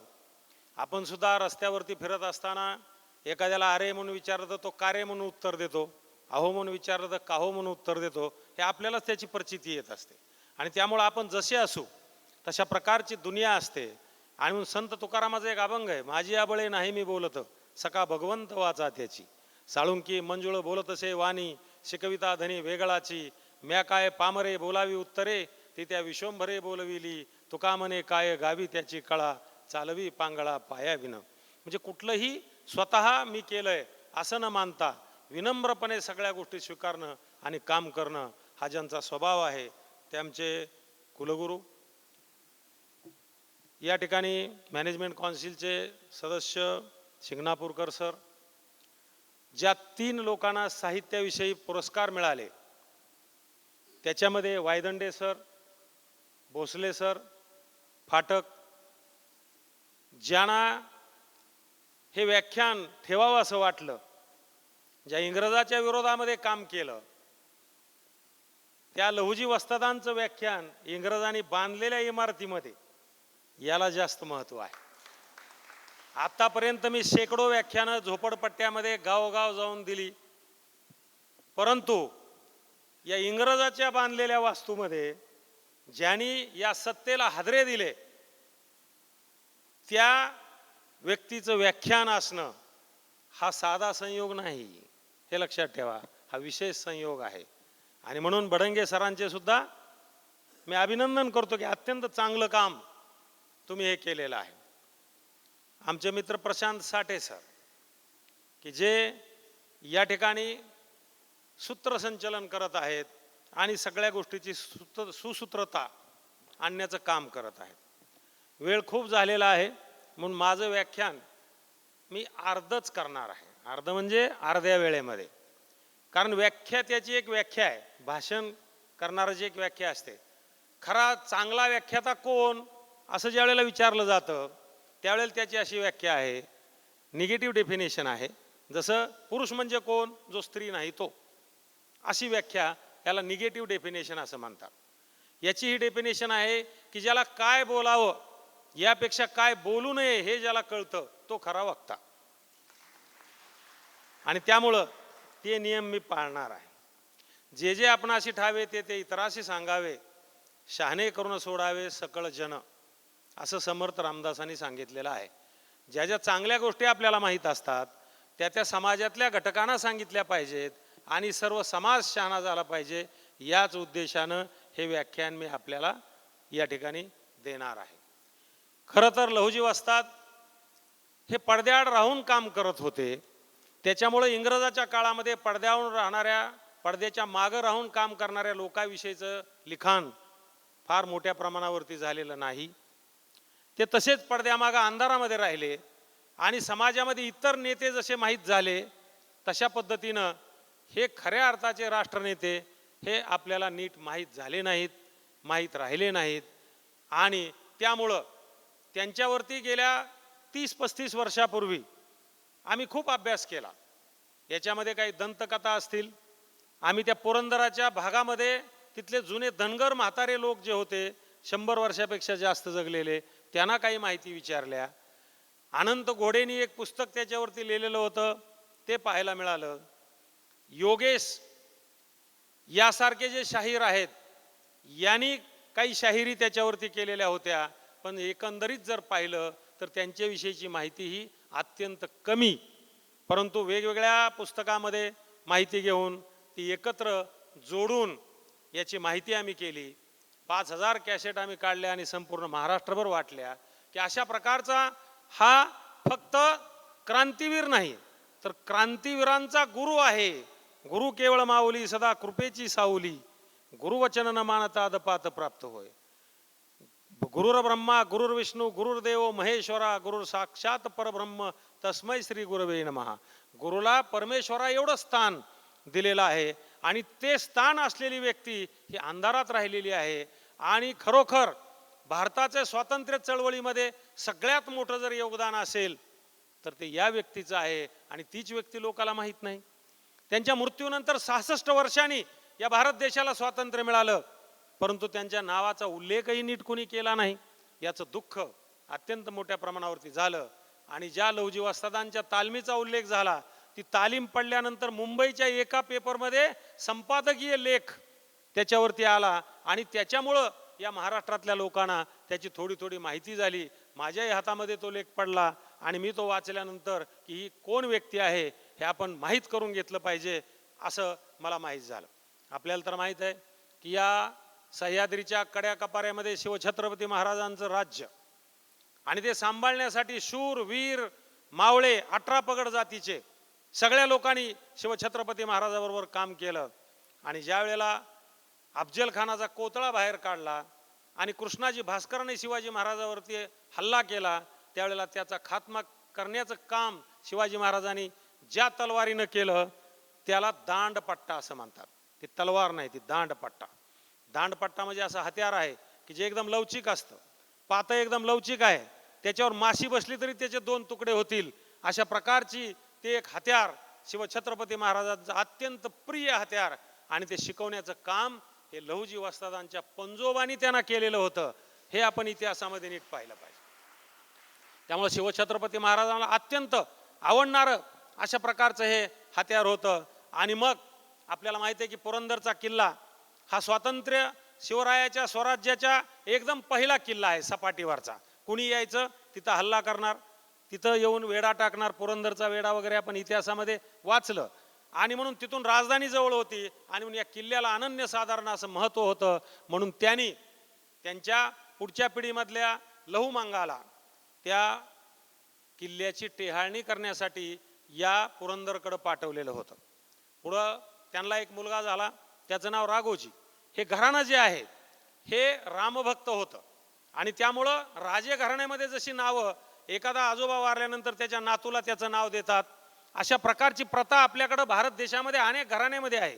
तशी यांची अनेक घराण्यामध्ये होती. नाव राम किंवा राघव ठेवायचं मुलाचं, त्याला मुलगा झाला की त्याचं लव किंवा कुश अशा पद्धतीनं नाव ठेवायचं. पण ते अपभ्रंशित नावं होती. लव मांग, कुशामांग. आपल्याकडे आजही खेड्यामध्ये तुम्ही जर गेला तर अशा प्रकारची नावं तुम्हाला आजही पाहायला मिळतात. खंडोबा हा जेजुरीचा खंडोबा हे त्यांचं दैवत होतं आणि ते स्वतःला हनुमान भक्त म्हणून संबोधित होते आणि हनुमानाची पूजा करायचे. हनुमानाची पूजा म्हणजे बलाची पूजा, स्वतः बलदंड अशा प्रकारचे. आणि त्यांचा हा जो राघोजी नावाचा मुलगा होता म्हणजे लहुजी वस्तादांचे वडील, हे ज्या वेळेला पुरंदरची टेहाळणी करत त्या किल्ल्याच्या आजूबाजूनं फिरत होते, काही संशयास्पद गोष्टी आहेत का हे माहीत करण्यासाठी, त्यावेळेला त्यांना एक वाघ दिसला.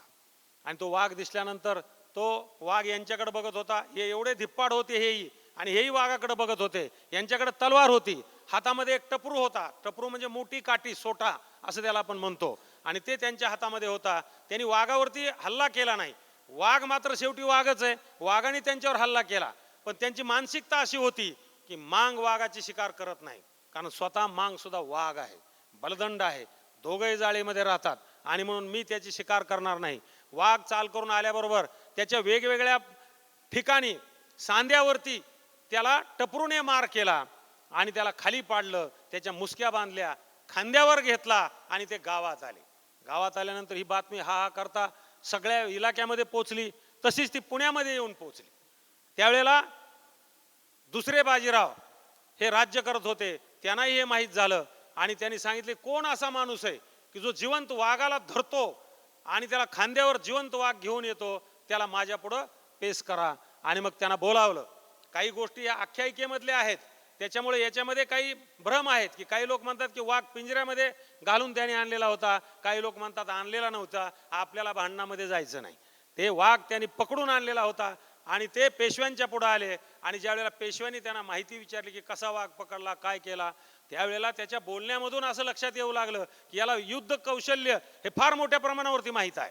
आणि त्याच्यामुळे त्यांनी आणखी चौकशी केली. त्यावेळेला त्यांचे सेनापती बापू गोखले बाजूला बसलेले होते. त्यांनी त्यांची संपूर्ण माहिती सांगितली की शिवछत्रपती महाराजापासून हे घराणं हे स्वराज्याचं रक्षण करणारं, शिवछत्रपती महाराजांना दांडपट्टा शिकवणारं असं हे घराणं आहे, लॉयल आहे. आणि मग पेशव्यांनी त्यांना सांगितलं की आमच्या इकडं पर्वतीच्या पायथ्याला एक पेशवे पार्क आहे आणि त्याच्यामध्ये अनेक प्रकारचे हिंस्र प्राणी आहेत, एकशिंग गेंडा आहे आणि त्यांची देखभाल करायला अत्यंत अडचणीचं होत आहे. बलदंड माणूस पाहिजे आम्हाला की जो त्याची देखभाल करू शकेल, त्यांच्यापर्यंत जाऊ शकेल. आणि म्हणून त्याला ऑफर दिली की तो आता आमच्याकडे इकडं नोकरीला ये. त्यावेळेला त्यानं ते कबूल केलं. त्याच्या अगोदरच्या काळामध्ये तिथंच विठाबाई सकट नावची शेवटच्या शेजारच्या गावची मुलीबरोबर त्यांचं लग्न झालेलं होतं. पेठ या गावी ते राहत होते आणि त्यांचं लग्न झाल्यानंतर त्यांना एक मुलगा झाला 14 नोव्हेंबर 1794 साली. तेच हे लहुजी वस्ताद आहे. आणि मग या लहुजी वस्ताद ज्यावेळेला पुण्यात आले त्यावेळेला हत्याराचं यांना माहिती असल्यामुळं हत्याराला अत्यंत महत्त्व आहे की आपल्या उंचीनुसार, त्या काळामध्ये तलवारी होत्या, उंचीनुसार तलवार पाहिजे. समजा तुम्ही बुटकेन तुम्हाला लांब तलवार दिली, तुम्हाला ती चालवता येणार नाही. तुम्ही उंच आहात, तुम्हाला आकूड तलवार दिली तरी तुम्हाला ती नीट चालवता येणार नाही. आणि म्हणून हत्याराचं माहिती असणं, त्याची लांबी किती आहे, त्याचा आकार कसा पाहिजे. काही तलवारी तुम्हाला सरळ दिसतात, काही तलवारी तुम्हाला वाकड्या दिसतात, दांडपट्टा सरळ असतो. हे तुमच्या उंचीनुसार, तुमच्या ताकदीनुसार ही हत्यारं वापरावी लागतात. आणि म्हणून आपण जेजुरीला ज्या वेळेला जातो त्यावेळेला 40 किलोची तलवार तिथं पाहायला मिळते. ती चालवणारा माणूस कसा असेल. आणि त्यामुळं माणसाच्या आकारानुसार, ताकदीनुसार हे हत्यार बनवण्याचं माहिती सुद्धा या राघोजींना होती. आणि म्हणून पेशव्यांनी त्यांना इथं बोलावलं.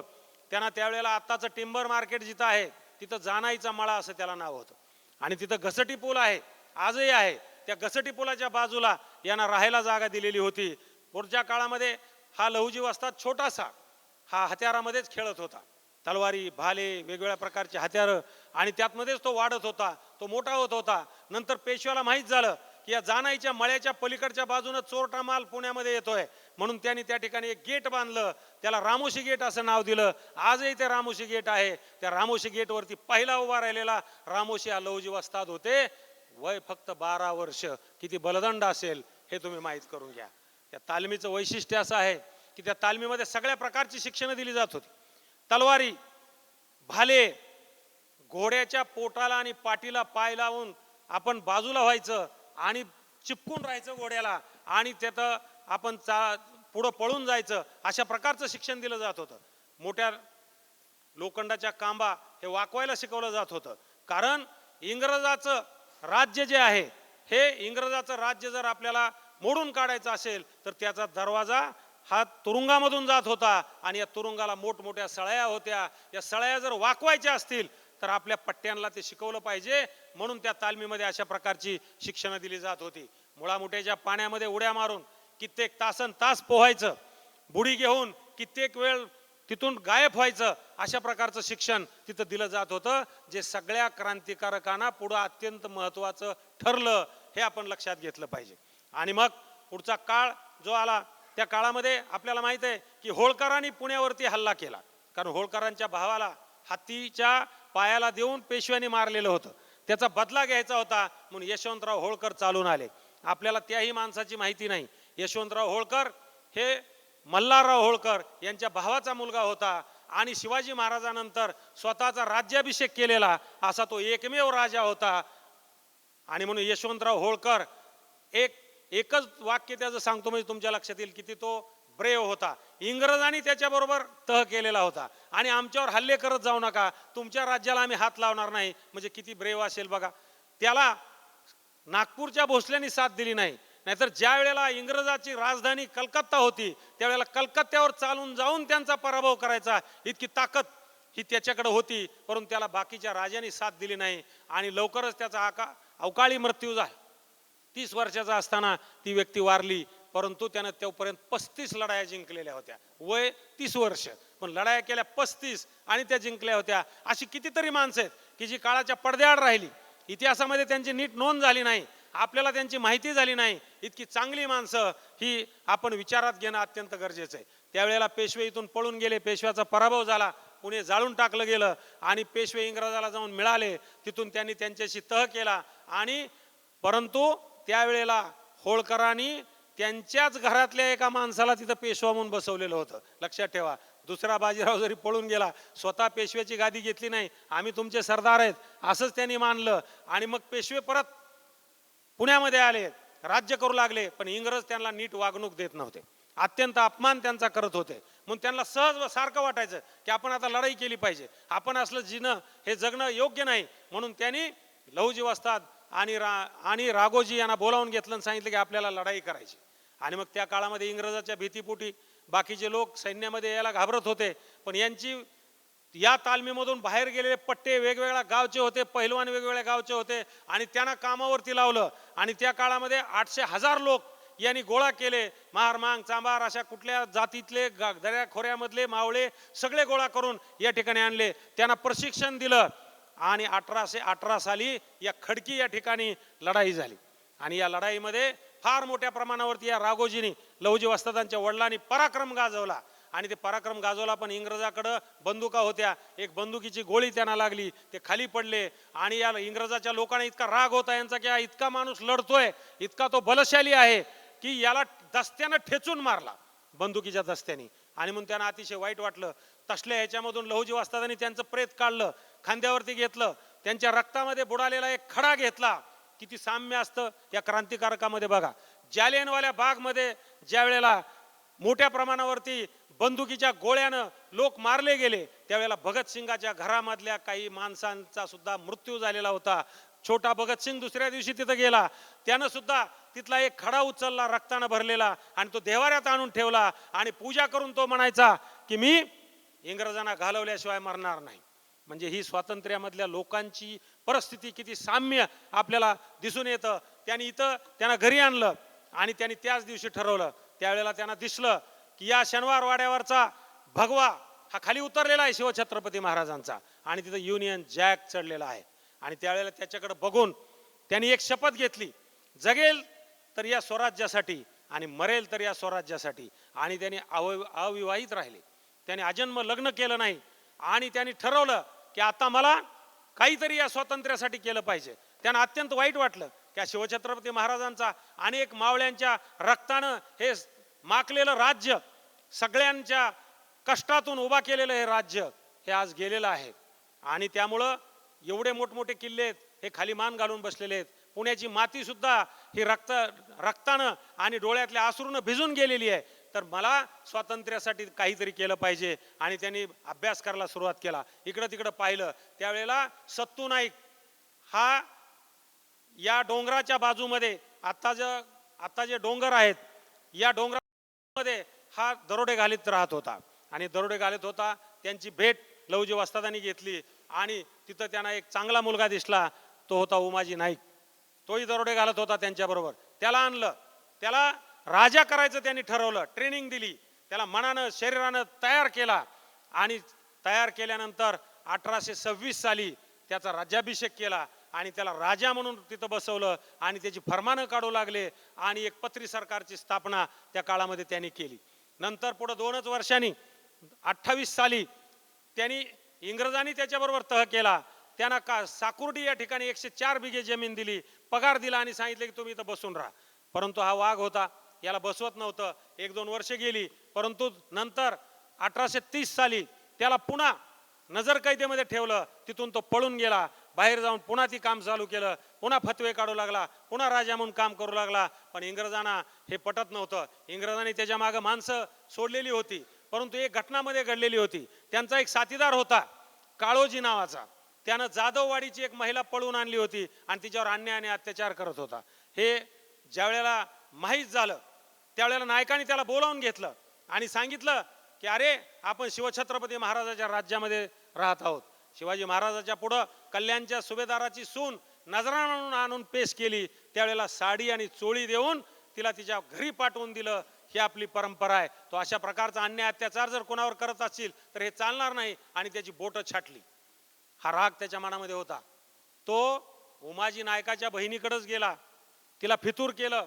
हा सापडत नव्हता. त्याला सांगितलं त्याला जेवायला बोलव, घरी जेवायला बोलव. आणि त्याने इंग्रजाला खबर दिली आणि तिला आमिष काय दिलं, तुझ्या पोराला नोकरी लावतो. आणि त्याच्यासाठी ती बहीण मात्र त्या आमिषाला बळी पडली की आपल्या मुलाला आता इंग्रजाची नोकरी मिळेल. आणि याला जेवायला बोलावलं आणि जेवायला बसल्यानंतर बाहेरून सगळे इंग्रज आले. त्यांना पकडलं आणि पकडल्यानंतर त्यांना फाशीची शिक्षा दिली. आज मामलेदार कचेरी आपली जी आहे हवेलीची, खडक पोलीस स्टेशन, तिथे एक पिंपळाचा पार आहे, ते पिंपळाचं झाड आहे. ते पिंपळाच्या झाडाला त्याला फाशी दिली. त्याला फाशी देण्याच्या अगोदर विचारलं की तुझी शेवटची अंतिम इच्छा काय आहे. किती कसे लोक होते बघा हे.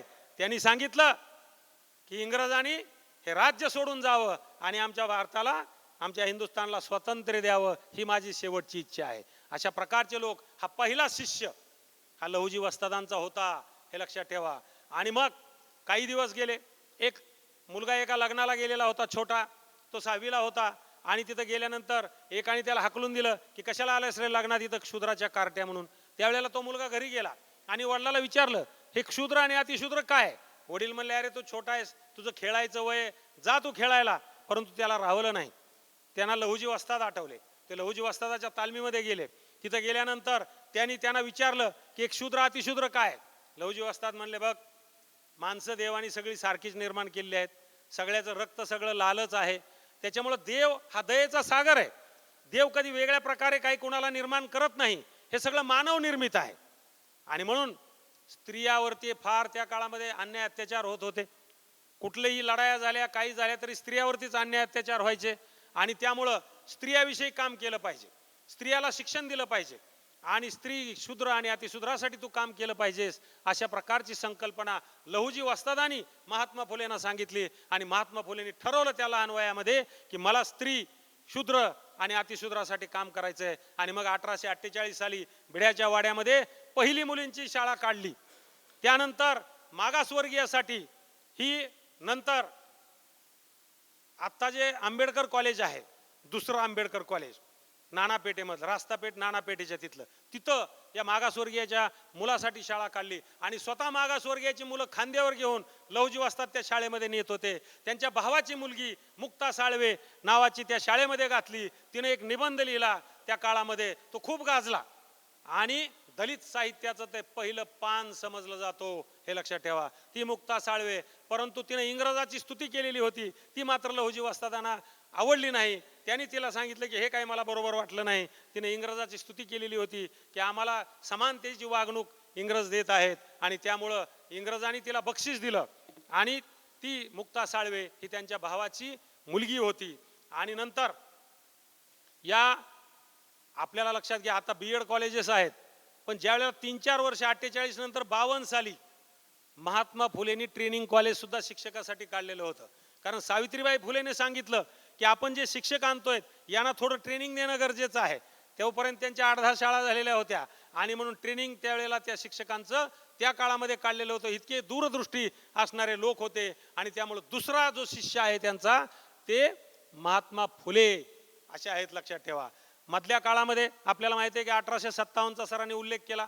1857च्या काळामध्ये ज्या वेळेला बंड झालं, मेरी झाशी नाही दूंगी, तात्या टोपे, रंगो बापो यासारखी सगळे जे लोक आहेत, नाना फडणवीस, हे सगळ्या लोकांनी हे एक आंदोलन मोठं छेडलेलं होतं आणि हा उठाव करायचा ठरवला. पण आपल्याला माहित आहे की हा जो उठाव आहे हा अगोदरच 4 दिवस अगोदर हा एक्सपोज झाला. एका शहरामध्ये हल्ला केला गेला, इंग्रजाला याची माहिती मिळाली, त्यांनी ते दडपून टाकलं आणि इंग्रजाच्या लक्षात आलं की पुण्याच्या आसपासच्या भागामधूनच फार मोठ्या प्रमाणावरती याच्यामध्ये आंदोलनकारी होते उठाव करण्यामध्ये.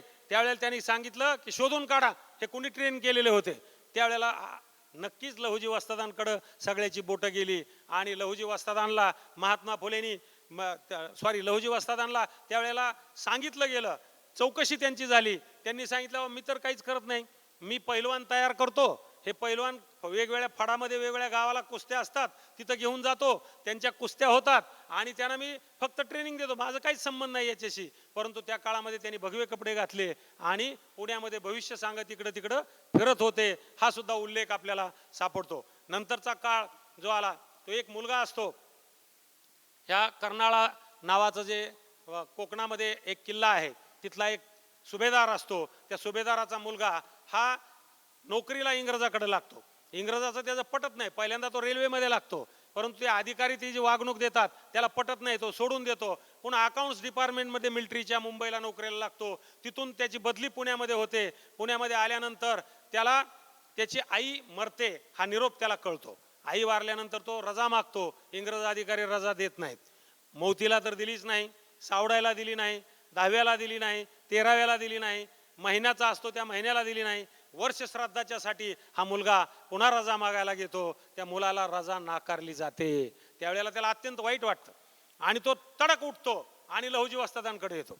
त्यावेळेला लहुजी वस्तादांचा तालीम जी आता आपल्याकडे गंजपेठेमध्ये आहे आणि तिथपासून हे आता जे आर्मीचं आजही हेडक्वार्टर आर्मीचं जे ऑफिस आहे ते मला वाटतं गोळीबार मैदानाच्या तिथं आहे. तिथल्या अकाउंट्स डिपार्टमेंटमधून त्यावेळेला जंगल होतं, तिथून तो चालत आला. धपाधपा संध्याकाळची वेळ होती आणि तो लहुजी वस्तादांकडे आला. लहुजी वस्तादांनी त्याच्याकडे बघितलं की याचे घारे डोळे आहेत, हा गोरापान आहे, हा उच्च सवर्णीय आहे आणि तो धापा टाकत आलेला आहे. आणि आल्या तो खाली बसला आणि म्हणला, वस्ताद जरा मला पाणी द्या प्यायला. लहुजी वस्ताद अतिशय हुशार होते. त्यांनी सांगितलं, अरे या मांगाच्या घरचं पाणी पिऊन तुझी तहान भागणार नाही, तुला रक्त पाहिजे इंग्रजाचं, त्यानं तुझी तहान भागणार आहे. त्याला अत्यंत आनंद झाला. आपल्याच मनातली गोष्ट यांनी ओळखलेली आहे आणि मग त्याला पाणी प्यायला दिलं. तालीम फिरून दाखवली. त्यावेळेला सगळे शस्त्रास्त्र कसे काय चालवतात आणि त्यांनी सांगितलं, मला तुम्ही शिकवणार का? त्यांनी सांगितलं, मी तुला शिकवणार.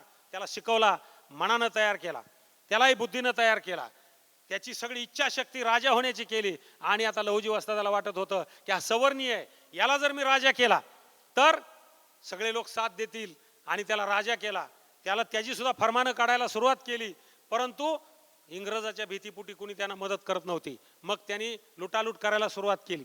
मग पहिलं त्यांनी काय केलं, जेजुरीचे जे पोलीस आहेत ते 2-3 पोलीस धरले, त्यांचे तुकडे तुकडे केले आणि इकडे कलेक्टरकडे पाठवून दिले भेट म्हणून. कारण दहशत बसली पाहिजे, वेगवेगळ्या प्रकारची लुटालूट.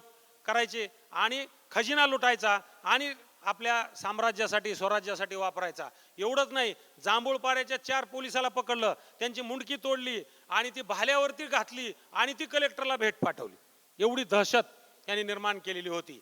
आणि मग यांना पकडण्यासाठी इंग्रजांनी त्या काळात 4,000 रुपयाचं बक्षीस ठेवलेलं होतं. वेस्टकॉस्ट सारखी माणसं त्याच्या मागे पाठवली. एका मंदिरामध्ये ते लपलेले होते. बरोबर हे इंग्रज सैनिक मागून आले आणि 40 लोकांची तुकडी होती. हे 40चे 40 लोक मंदिरामध्ये गेले, पण बाहेरच कुणी आलं नाही. हे ज्या वेळेला इंग्रजांनी हे थोड्या वेळाने पाहिलं, त्यावेळेला 40च्या 40 लोकांची मुंडकी छाटलेली होती. कोणतं हत्यार आहे? इंग्रजाचा अहवाल आहे, कोणतं हत्यार आहे ते बघा. आणि असं प्रशिक्षण देणारी संस्था कोणती आहे ती शोधा आणि त्याच्यावरती कठोर कारवाई करा, अशा प्रकारचं व्हाईसरॉयनी त्या काळामध्ये आदेश दिलेला होता. आणि नक्कीच मग त्या काळामध्ये ही सुई परत लहुजी वस्तादांकडे आली. त्यावेळेला मात्र लहुजी वस्तादांना आता वाचवायला कोण नव्हतं. महात्मा फुलेंचे आणि इंग्रजांचे चांगले संबंध होते. इंग्रजांच्या तावडीमधून तुम्हाला सुटायचं असेल तर हे बंद करा, महात्मा फुलेंनी सांगितलं. आणि त्यांनी सगळ्या जी हत्यारं आहेत त्या जाणाईच्या मळ्यामध्ये वेगवेगळ्या ठिकाणी पुरून ठेवली, काही तालमीमध्ये पुरून ठेवली आणि पुन्हा भगवे कपडे घातले आणि ते भविष्य सांगत फिरत होते. आणि मग सगळ्यात महत्वाचं म्हणजे याला आता पकडायचं आहे, तर तो मुलगा जो होता तो वासुदेव बळवंत फडके हा होता. हा त्यांचा 3रा शिष्य आहे, हे लक्षात आपण ठेवलं पाहिजे. आणि नंतर डॅनियल आला आणि डॅनियलनं एका मंदिरामध्ये त्यांना पकडलं. तिथून त्यांना आपल्याला माहिती आहे की तिथून एडनला त्यांना घेऊन गेलेले होते. आणि एडनला गेल्यानंतर सुद्धा ती जी व्यक्ती आहे ती झोपली. झोपेतून उठल्यानंतर त्यानं बघितलं की त्यांनी सळाया बघितल्या. अरे आपण तालमीमध्ये वाकवलेल्या आहेत लहुजी वस्तादांच्या, त्याच्यापेक्षा ह्या बारक्या आहेत. आणि त्यांनी त्या वाकवल्या. तिथून ते बाहेर पडले, पळून निघाले. तिथून 12 मैलावरती समुद्र किनारा होता. त्यांना माहित आहे मुळामुठेमध्ये अशी मला ट्रेनिंग दिलेली आहे की मी एकदा समुद्रामध्ये उडी घेतली तर या इंग्रजांच्या बापाला मी सापडणार नाही. आणि ते पळत सुटले. पण इंग्रजांनी त्यांना जाणीवपूर्वक नीट खायला प्यायला देत नव्हते. अशक्तपणा आलेला होता. आणि आपल्या भारतामध्ये जेलमध्ये जर्मनची भांडी जी आहेत ही जाणीवपूर्वक इंग्रजांनी त्या काळामध्ये आणलेली होती. जर्मनच्या भांड्यामध्ये जर तुम्ही जास्त दिवस अन्नधान्य खाल्लं तर तुम्हाला TB सारखा रोग होतो. आणि हे जाणीवपूर्वक इंग्रजांनी त्या काळामध्ये आणलेले आहेत. आजही आपण वापरत आहोत वेड्यासारखं, परंतु ती मुद्दाम ती भांडी आणलेली होती. आणि त्यांच्या मागं घोडे लागले की ते पळून गेलेले आहेत. माहीत झालं, घोडेस्वार पळायला लागले. मागून शिट्ट्याचा आवाज येत होता, हे जोरात पळत होते. समुद्र किनारा जवळ आलेला होता. यांना वाटलं की आता मी तिथं उडी मारलोय, यांच्या बापाला मी सापडत नाही. परंतु अशक्तपणा आलेला होता. घोड्याच्या पुढे माणसाची चाल पुन्हा कमी पडली. त्यांना पकडलं गेलं, परत आणलं, परत कोंडलं आणि त्यांच्या स्वप्नामध्ये लहुजी वस्ताद आले. स्वप्नामध्ये लहुजी वस्ताद आले आणि काय म्हणाले, अरे बघ वासू, आता मी आलोय तुझ्याकडं. आता आपण इंग्रजाला हरवणार, कारण मी तोफा घेऊन आलेलो आहे.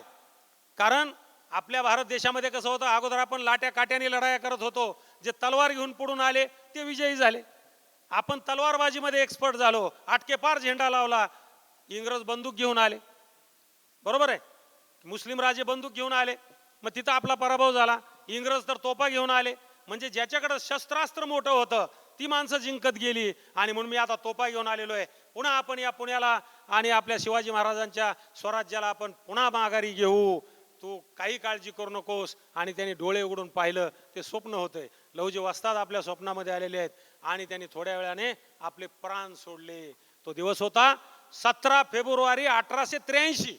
बरोबर 2 वर्ष अगोदर 17 फेब्रुवारी 1881 साली लहुजी वस्ताद त्याच वेळेला हे स्वर्गवासी झालेले होते. आणि 2 वर्षांनी त्याच वेळेला त्याच दिवशी हा त्यांचा शिष्य हा वासुदेव बळवंत फडके हा सुद्धा स्वर्गवासी झाला. म्हणजे किती गुरु शिष्याची परंपरा आहे, लक्षात ठेवा. किती प्रेम या एकमेकावरचं होतं हे त्यांनी लक्षात घेतलं पाहिजे. वासुदेव बळवंत फडके ज्या वेळेला त्यांना ट्रेनिंग दिली जात होती त्यावेळेला आपल्या इकडं आता पिंपळाचा पार आहे सदाशिव पेठेमध्ये. त्या पिंपळाच्या पाराच्या तिथे एक तालीम लहुजी वस्तादांनी त्यांना काढून दिलेली होती.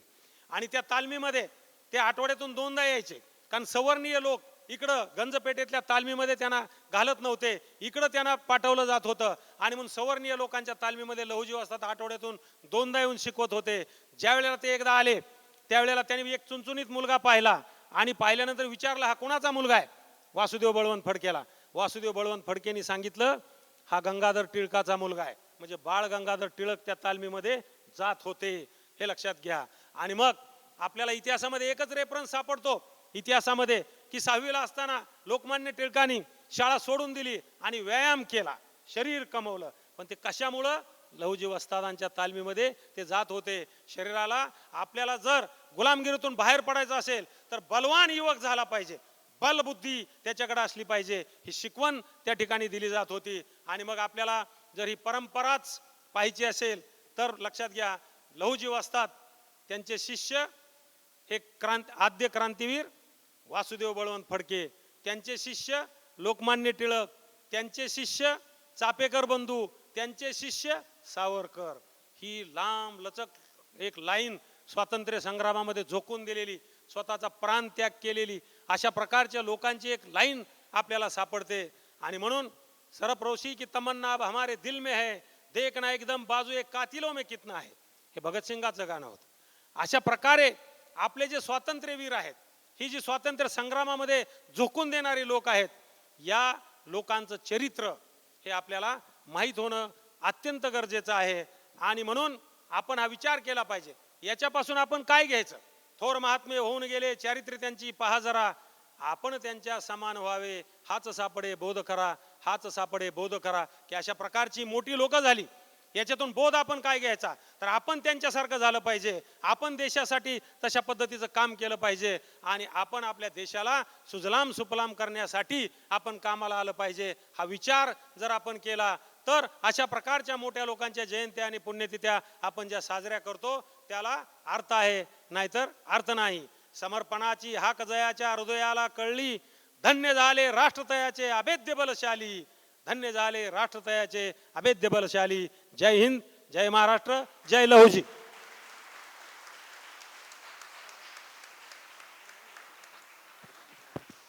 वा.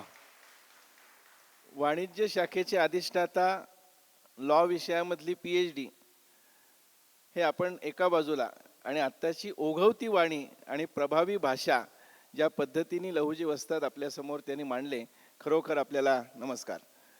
कुलगुरू सरांनी मगाशी म्हणलं होतं की मी आज खरं तर मुख्य वक्त्यांचं भाषण ऐकायला आलेलो आहे, पण अध्यक्षीय या नात्याने कुलगुरू सर इथं उपस्थित आहेत. मी आदरणीय सुरेश गोसावी सरांना विनंती करतो की त्यांनी अध्यक्षीय मनोगत व्यक्त करावं.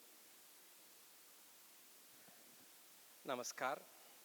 सावित्रीबाई फुले पुणे विद्यापीठ, लोकशाहीर अण्णाभाऊ साठे अध्यासन, आद्य क्रांतिगुरू लहुजी वस्ताद साळवे यांच्या जयंतीनिमित्त आज जो इथे आपण कार्यक्रम इथे घेतलेला आहे, त्यामध्ये स्वातंत्र्य चळवळीतील क्रांतिगुरू लहुजी वस्ताद यांचे योगदान याच्यावर अगदी विस्तृतपणे मांडणी ज्यांनी केली तसे आमचे मित्र प्राचार्य डॉक्टर सुधाकर जाधवर. खरं तर त्यांची माझी ओळख तशी जुनी आहे, पण अलीकडच्या काळात मित्र झालेले आहेत. सुरुवातीला मी इथे ह्याच हॉलमध्ये ज्या वेळेला अकॅडमिक काउन्सिलचा मेंबर होतो त्यावेळेला माझी जागाही फिक्स होती आणि त्यांची फिक्स होती, आणि त्यावेळेला अकॅडमिक काउन्सिलमध्ये प्रश्न कसे विचारावे त्यांच्याकडनं शिकायला लागतं, त्यामुळे मला त्याचा फायदाही होतो आता अलीकडे उत्तर देताना. तसेच त्यांच्याविषयी जसं आमच्या सरांनी सांगितलं, प्रशांत साठे सरांनी सांगितलं की त्यांचं जे अभ्यास आहे तो एक वेगळ्या लॉचा आहे आणि लॉचा अभ्यास त्याबद्दल एक वेगळ्या पद्धतीने ते मांडणी करतात आणि त्यांचा जो विषय आहे तो वेगळा आहे आणि आजची मांडणी ही एक वेगळ्या पद्धतीने केलेली आहे. त्यानंतर त्यांची माझी दुसरी ओळख, एका कार्यक्रमाला आम्ही एका ठिकाणी जेवायला होतो त्यावेळेला एक वेगळ्या पद्धतीने मी त्यांना ओळखलं, आणि आज त्यांचं बऱ्याच वेळेला भाषणामध्ये जी वाणी असते ज्याच्यामध्ये काही ओव्या असतात, काही त्याच्यामध्ये संतांच्या लेखनाचा संदर्भ असतो, तो एक वेगळा असतो आणि एक झंझावत मांडणी त्यांनी केलेली आहे. असे आमचे मित्र सुधाकरराव जाधवर, तसेच जे आजचे पुरस्कारार्थी आहे त्याच्यामध्ये प्राचार्य डॉक्टर देविदास वायदंडे, प्राध्यापक डॉक्टर सदानंद भोसले आणि श्री प्रसाद फाटक, तसेच आजच्या ज्या कार्यक्रमाचे सूत्रसंचालन जे करतायत ते प्राध्यापक डॉक्टर प्रशांत साठे, डॉक्टर सुनील भांडगे, सुधाकर बोकेफोडे साहेब, नंतर आमचे इतर मित्र आणि विद्यार्थी मित्र हो. आज ज्यांना पुरस्कार मिळालेला आहे त्यांनी एक चांगलं कार्य जे केलेलं आहे ते अण्णाभाऊ साठे यांच्या लेखणीच्या संदर्भातनं ते नवीन पिढीपर्यंत पोहोचण्याचा एक साधन त्यांनी घेतलेलं आहे. सावित्रीबाई फुले पुणे विद्यापीठाची 75 वर्षाची परंपरा आहे आणि त्यामध्येच आपल्याकडे जे आपण अध्यासनं क्रिएट केलेले आहेत त्याच्या अध्यासनाच्या थ्रू आपण लोकांपर्यंत पोहोचण्याचा एक काम करतो आहोत, नवीन पिढीपर्यंत आपण पोहोचण्याचं काम करतो आहोत आणि ह्या अध्यासनाचे हे प्रमुख हे वेगवेगळ्या कार्यक्रमांच्या थ्रू आपल्या नवीन पिढीपर्यंत पोहोचण्याचं एक काम करत आहेत. ह्यामध्ये आमचे जवळचे मित्र जे आमचे मॅनेजमेंट काउन्सिलचे मेंबर आहेत प्राध्यापक डॉक्टर वायदंडे, त्यांनी साधारणतः 64 वर्षाची जी एक भूमिका मांडलेली आहे संयुक्त महाराष्ट्र चळवळ व अण्णाभाऊ साठे यांचे योगदान, त्या चळवळीचं रूपांतर हे साधारणतः जनचळवळीत कसं होतं त्याची एक मांडणी त्यांनी आपल्यापर्यंत पोहोचवलेली आहे की लोकल टू ग्लोबल जायचं असेल तर तुम्हाला लोकांना जसं भावेल तशी मांडणी त्याला करायला लागते आणि जे कार्य अण्णाभाऊ साठे यांनी केलेलं आहे. साधारणतः त्यांच्या पुस्तकाचं मी थोडक्यात जर ओझरतं मांडणी बघितलं तर साधारणतः 238 पानं आहेत. त्यामध्ये साधारणतः 7 प्रकरणं आहेत. त्याच्यात निवडक संदर्भाची मांडणी खूप चांगली केलेली आहे. कारण ज्यावेळेला आपण एखाद्या पुस्तकाकडे ग्रंथाकडे ज्यावेळेला बघतो त्यावेळेला त्याची संदर्भ सूची किती तगडी आहे, त्याच्यामध्ये किती संदर्भ सूची घेतलेली आहे, तर त्याचा मांडणी पुस्तकात कशी केलेली आहे आणि ती मांडणी सुसूत्रता आणि लोकांपर्यंत कशी ती मांडतात आणि त्यांनी अगदी 2 मिनिटांमध्ये थोडक्यात आपल्यापर्यंत त्या पुस्तकाविषयी सांगितलेलं आहे. मला वाटतं विस्तृत मांडणी ज्या वेळेला होईल तर पुढच्या वेळेला मला वाटतं ह्या प्रकारचा जे आपण कार्यक्रम घेऊ तो एक दिवसभराचा असावा ज्यामध्ये जे लेखक आहेत त्यांना खरं बोलायला चान्स द्यावा. तर त्यामुळे ते आपल्या सर्वांपर्यंत नक्कीच पोहोचेल असं मला वाटतं. पण त्यांच्या अण्णाभाऊंच्या संदर्भात ज्या वेळेला मांडणी होते तर तिघं लेखक आणि सुधाकरराव जाधवर यांचं ज्या वेळेला मी सर्वांचं एकत्रितपणे आधी मांडतो आणि बाकीच्यांविषयी बोलतो तर लोकांमध्ये जाऊन लोकांकडनं माहिती घेऊन त्यांच्याकडे काय आहे, त्यांच्याकडे काय माहिती आहे ती शिकून त्यांना काय हवं आहे ज्या वेळेला आपण त्याची मांडणी करतो त्यावेळेला खरं आपण समाजाभिमुख होतो आणि त्याच दृष्टीने मला वाटतं हे तिघं लेखक आणि आमचे मित्र सुधाकरराव जाधवर यांनी 5000 कॅसेट ज्या वेळेला लोकांपर्यंत पोहोचवल्या. त्यामुळे लोकांमध्ये प्रत्येक ठिकाणी काय माहिती ती आधी आपल्याला घ्यायला पाहिजे आणि त्यांना काय हवं आहे ते आपण ज्या वेळेला देऊ त्याच वेळेला मी सायन्सचा असल्यामुळे त्याला मी ॲप्रोप्रिएट टेक्नॉलॉजी म्हणतो आणि ही ॲप्रोप्रिएट टेक्नॉलॉजी योग्य वेळेला योग्य दिशेने योग्य गतीने ज्या वेळेला जाईल त्यावेळेला आपण समाजापर्यंत पोहोचतो. ज्याला मी फिजिक्सचा असल्यामुळे त्याला मी डायरेक्शन म्हणतो, वेक्टर म्हणतो आणि टाईम म्हणतो. आम्ही त्याला बेसिकली टाईम वेक्टर डायग्राम म्हणतो. तर मला वाटतं हे जे लेखक आहेत हे शास्त्राचे नसले तरी त्यांनी शास्त्रोक्त पद्धतीने याची मांडणी केलेली आहे योग्य वेळेला योग्य डायरेक्शनला लोकांपर्यंत पोहोचण्याचं आणि हे खूप महत्त्वाचं आहे. कारण त्यावेळेला तर गेलं नाही तर त्याचा उपयोग होत नाही आणि परत मी शास्त्रात येतो की he or she is a sharp shooter but takes long time. तोपर्यंत इव्हेंट गेलेली आहे. त्यामुळे ह्या पुस्तकाची ज्या वेळेला त्यांनी किंवा कादंबरीची मांडणी केली आणि लोकांपर्यंत पोहोचले ते योग्य वेळेला आले म्हणून त्याला आज महत्त्व आहे आणि त्यामुळेच ते आज पुरस्कारार्थी आहेत. आजच म्हणून त्यांचा आज सन्मान होतोय हे खूप महत्त्वाचं आहे. आपले दुसरे जे लेखक आहेत पाठक सांस्कृतिक पुनर्जागरणाचे अर्धव्यू कन्हैयालाल मुंशी एक दुसरे लेखक आहेत. त्यांनी मांडणी चांगली केलेली आहे. त्याच्यामध्ये भारतीय विचार साधना शिष्यवृत्ती घेऊन कमी वेळेमध्ये कायदे तज्ज्ञ गांधीजींचे अनुयायी यांचे एक त्यांनी लेखन केलेलं आहे ज्यामध्ये साधारणतः 243 पेजेस आहेत. संदर्भ सूची अगदी तगडी आहे. 2 विभागात हे पुस्तक विभागलेलं आहे ज्याच्यामध्ये 22 प्रकरणं आहेत. त्याच्यामध्ये त्यांनी मूल्य कसं जपायचं, नवीन पिढीपर्यंत कसं आपण पोहोचायचं आहे, होलिस्टिक डेव्हलपमेंट कशी होईल आणि त्याच दृष्टीने आता आपण जे राष्ट्रीय शैक्षणिक धोरण आहे त्याच्यात आपण शिक्षण मूल्य विद्यार्थ्यांपर्यंत पोहोचण्याचा एक प्रयत्न करतो आहेत. त्यांनी साधारणतः हे जे पुस्तक आहे ही जी कादंबरी आहे ही 2 विभागात मांडणी आहे. त्याच्यात त्यांनी मुन्शीजींची राजकीय कारकीर्द आणि मग राजकारणापलीकडचे मुन्शीजी अशा 2 विभागात त्याची मांडणी केलेली आहे. तिसरे जे लेखक आहेत ते प्राध्यापक आहेत. आज त्यांचं एक वेगळं रूप मला बघायला मिळालं की त्यांनी आज 2 मिनटं नक्की पाडलेले आहेत. अदरवाईज ते त्यांना आवरायला लागतं तसं बऱ्यापैकी, कारण ते वेगळ्या भूमिकेत असतात आणि आज ते लेखक म्हणून त्यांच्या लक्षात आलं की मी लेखक आहे, हे मला आज लक्षात ठेवायला पाहिजे. तर त्यांची ही जी चित्रा कादंबरी आहे त्याची मांडणी एक वेगळ्या पद्धतीने आहे. नॉर्मली प्रत्येक पुस्तकामध्ये त्याची प्रस्तावना आहे, पण त्यांनी जे मला वाटतं आपण त्याला अनुक्रमणिका म्हणतात, ती थोडीशी मला वाटतं वेगळ्या पद्धतीने मांडणी केलेली आहे. भारतीय भाषा संवर्धन ज्या समिती झालेल्या आहेत त्याच्यामध्ये आपल्या समाजापर्यंत त्यांना जी भाषा कळेल त्या भाषेमध्ये आपल्याला पोचायचं आहे आणि त्याचाच एक भाग म्हणून अण्णाभाऊ साठे यांची एक कादंबरी, त्यांचं एक लेखन हे समाजापर्यंत जे हिंदी भाषिक आहेत त्यांना योग्य पद्धतीने त्यांच्या भाषेत त्यांच्या लयेमध्ये पोहोचण्याचा हे एक चांगला त्यांनी उपक्रम केलेला आहे. मी सावित्रीबाई फुले पुणे विद्यापीठाच्या वतीने तसेच अण्णाभाऊ साठे आणि सर्वच अध्यासनाच्या वतीने या 3 लेखकांचं अभिनंदन करतो. Please join hand with me. आजचे प्रमुख वक्ते जे आहेत, माझं खरं तर याविषयीचं अभ्यास कमी आहे, पण मी अलीकडे चांगला श्रोता असल्यामुळे आहे तिथेच ऐकतो आणि पुढे जातो. तर त्यावेळेला म्हणजे आद्य क्रांतिगुरू लहुजी वस्ताद यांना त्यावेळेला सायंटिफिक वे जो माहिती होता की कुठलं शस्त्र कशा प्रकारे हाताळायचं आणि कमीत कमी वेळामध्ये त्याचा उपयोग कसा करायचा. तर जसं त्यांनी मांडणी करताना सांगितलं की आपल्या उंचीप्रमाणे शस्त्र,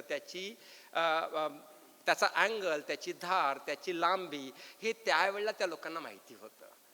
म्हणजे आता आपण भारतीय ज्ञान परंपरेचा ज्या वेळेला विचार करतो तर त्याच वेळेला आपल्याला युद्धनीती ही माहिती होती आणि जे शस्त्र आपल्याकडे आहेत त्याचा पुरेपूर कसा उपयोग करून कमी वेळामध्ये त्याचं आपल्याला कसं मूल्य जपता येईल त्या दृष्टीने तो विचार केलेला आहे. आणि त्याची अगदी निवडक मांडणी सुधाकरराव जाधवर सरांनी केलेली आहे की बऱ्याच वेळा मी म्हणजे त्यांच्या स्पेसमध्ये जायला आपल्याला जरा वेळ लागतो, जरा फास्ट झालेलं आहे. मला वाटतं विस्तृत वेळ मिळाला तर मांडणी ही आमच्या डोक्यात जाईल असं मला वाटतं. थोडंसं फास्ट झाल्यामुळे ग्रास्पिंग, कारण काय की तुम्ही एक मोठा इतिहास एक ॲब्स्ट्रॅक्टमध्ये तो मांडला पण खूप विस्तृत मांडलेला आहे आणि एक चांगल्या पद्धतीने त्याची मांडणी झालेली आहे. साधारणतः त्यांनी घराणेशाही नावं ठेवण्याची पद्धत, मला वाटतं अलीकडच्या काळामध्ये नावं देण्याची जी पद्धत आहे ती बदललेली आहे. मला वाटतं जुने पद्धत जी होती त्याच्यात काहीतरी विचार होता. मला वाटतं अलीकडे आता परत आपण बॅक टू तिथे येतो आहोत की सुरुवातीच्या काळामध्ये मला नक्कीच सांगायला आवडेल, थोडंसं वाढलेलं आहे वेळ तरी मला सांगायला आवडेल की आपण परत जुन्या परंपरेकडे जायला लागलेलो आहोत. जाधवर सर ज्या वेळेला मी लहान होतो त्यावेळेला गरीब म्हणून आमच्याकडे गुळाचा चहा प्यायचे, कारण साखर ही विकत घेणे परवडत नव्हती. पण अलीकडच्या काळामध्ये जे सर्वात श्रीमंत ते परत गुळावर आलेले आहेत.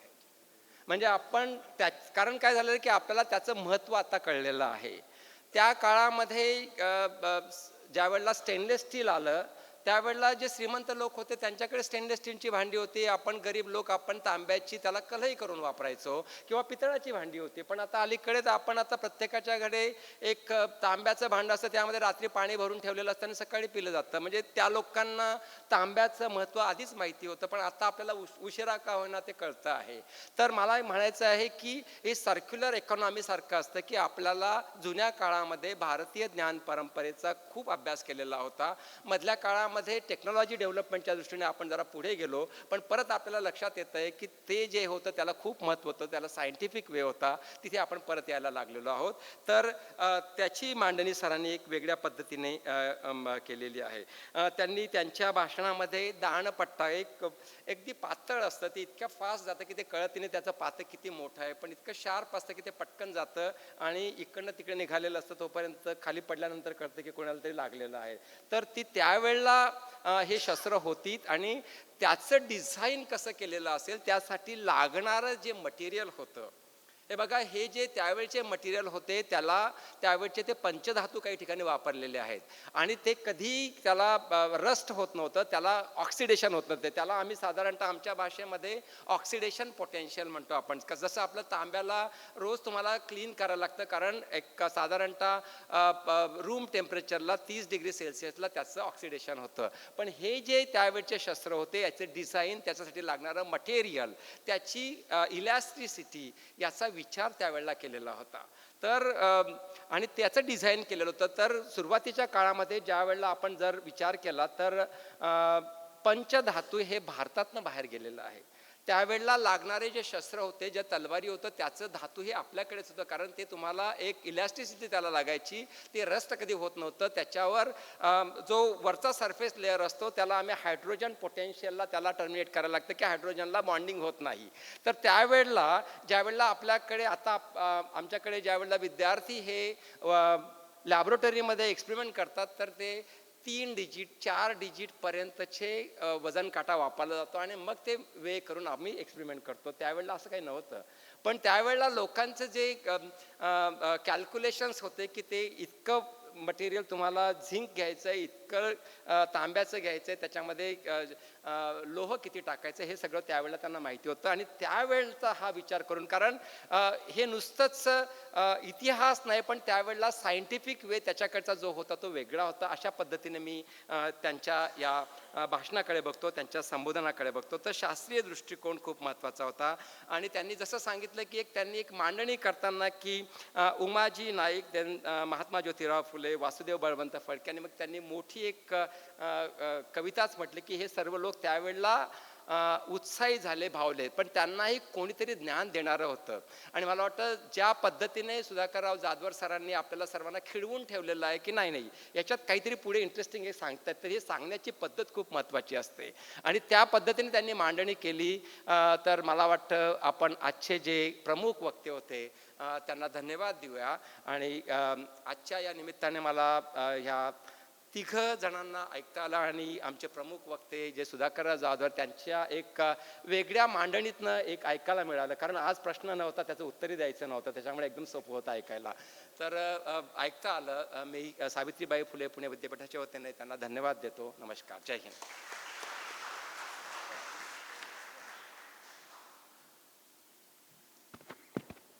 धन्यवाद. अध्यक्ष मनोगत व्यक्त करणं तसं आव्हानात्मक असतं, कारण जे मांडलेले मुद्दे आहेत तेच वेगळ्या पद्धतीने पण अतिशय उत्तम पद्धतीने डॉक्टर गोसावी सरांनी अध्यक्ष मनोगत आपल्यासमोर व्यक्त केलेलं आहे. धन्यवाद. कार्यक्रमाच्या शेवटाकडे येऊ. यानंतर आभार प्रदर्शनासाठी व्यवस्थापन परिषद सदस्य रवींद्र शिंगणापूरकर यांना मी विनंती करतो. आभार प्रदर्शनानंतर कार्यक्रम संपेल. बाहेर अल्पाहाराची व्यवस्था आहे, ते सांगतीलच, मी परत एकदा सांगतो. नमस्कार. सावित्रीबाई फुले पुणे विद्यापीठ लोकशाही अण्णाभाऊ साठे अध्यासनाच्या वतीनं आद्य क्रांतिगुरू लहुजी वस्ताद यांच्या 230व्या जयंतीनिमित्त आज होणाऱ्या या लोकशाहीर अण्णाभाऊ साठे वाङ्मय पुरस्काराच्या कार्यक्रमाला आपण सगळे एकत्र जमलेलो आहोत. आजच्या कार्यक्रमासाठी आपल्या ओघवत्या शैलीनं आणि अभ्यासपूर्ण असं जे स्वातंत्र्य चळवळीतील आद्य क्रांतिगुरू लहुजी वस्ताद यांचं योगदान या विषयावरचं व्याख्यान जे आपल्यासमोर दिलं ते डॉक्टर सुधाकर जाधवर सर यांचे विशेष आभार. या कार्यक्रमाचं अध्यक्षस्थान आणि समारोप असं दोन्ही करणारे आणि या पूर्ण कार्यक्रमाच्या मागं आणि एकूणच विद्यापीठातल्या सगळ्या कार्यक्रमांसाठी सातत्याने ज्यांचं मार्गदर्शन आणि सहकार्य आणि पाठिंबा असतो असे आदरणीय कुलगुरू डॉक्टर सुरेश गोसावी सर. या कार्यक्रमाला तिन्ही पुरस्कारार्थी ज्यांनी हा पुरस्कार स्वीकारण्याचं मान्य करून इथं उपस्थित आहेत आणि आपलं मनोगती ज्यांनी व्यक्त केले असे तिन्ही पुरस्कारार्थी प्राचार्य डॉक्टर देविदास वायदंडे सर, प्राचार्य डॉक्टर सदानंद भोसले सर आणि श्री प्रसाद पाठक.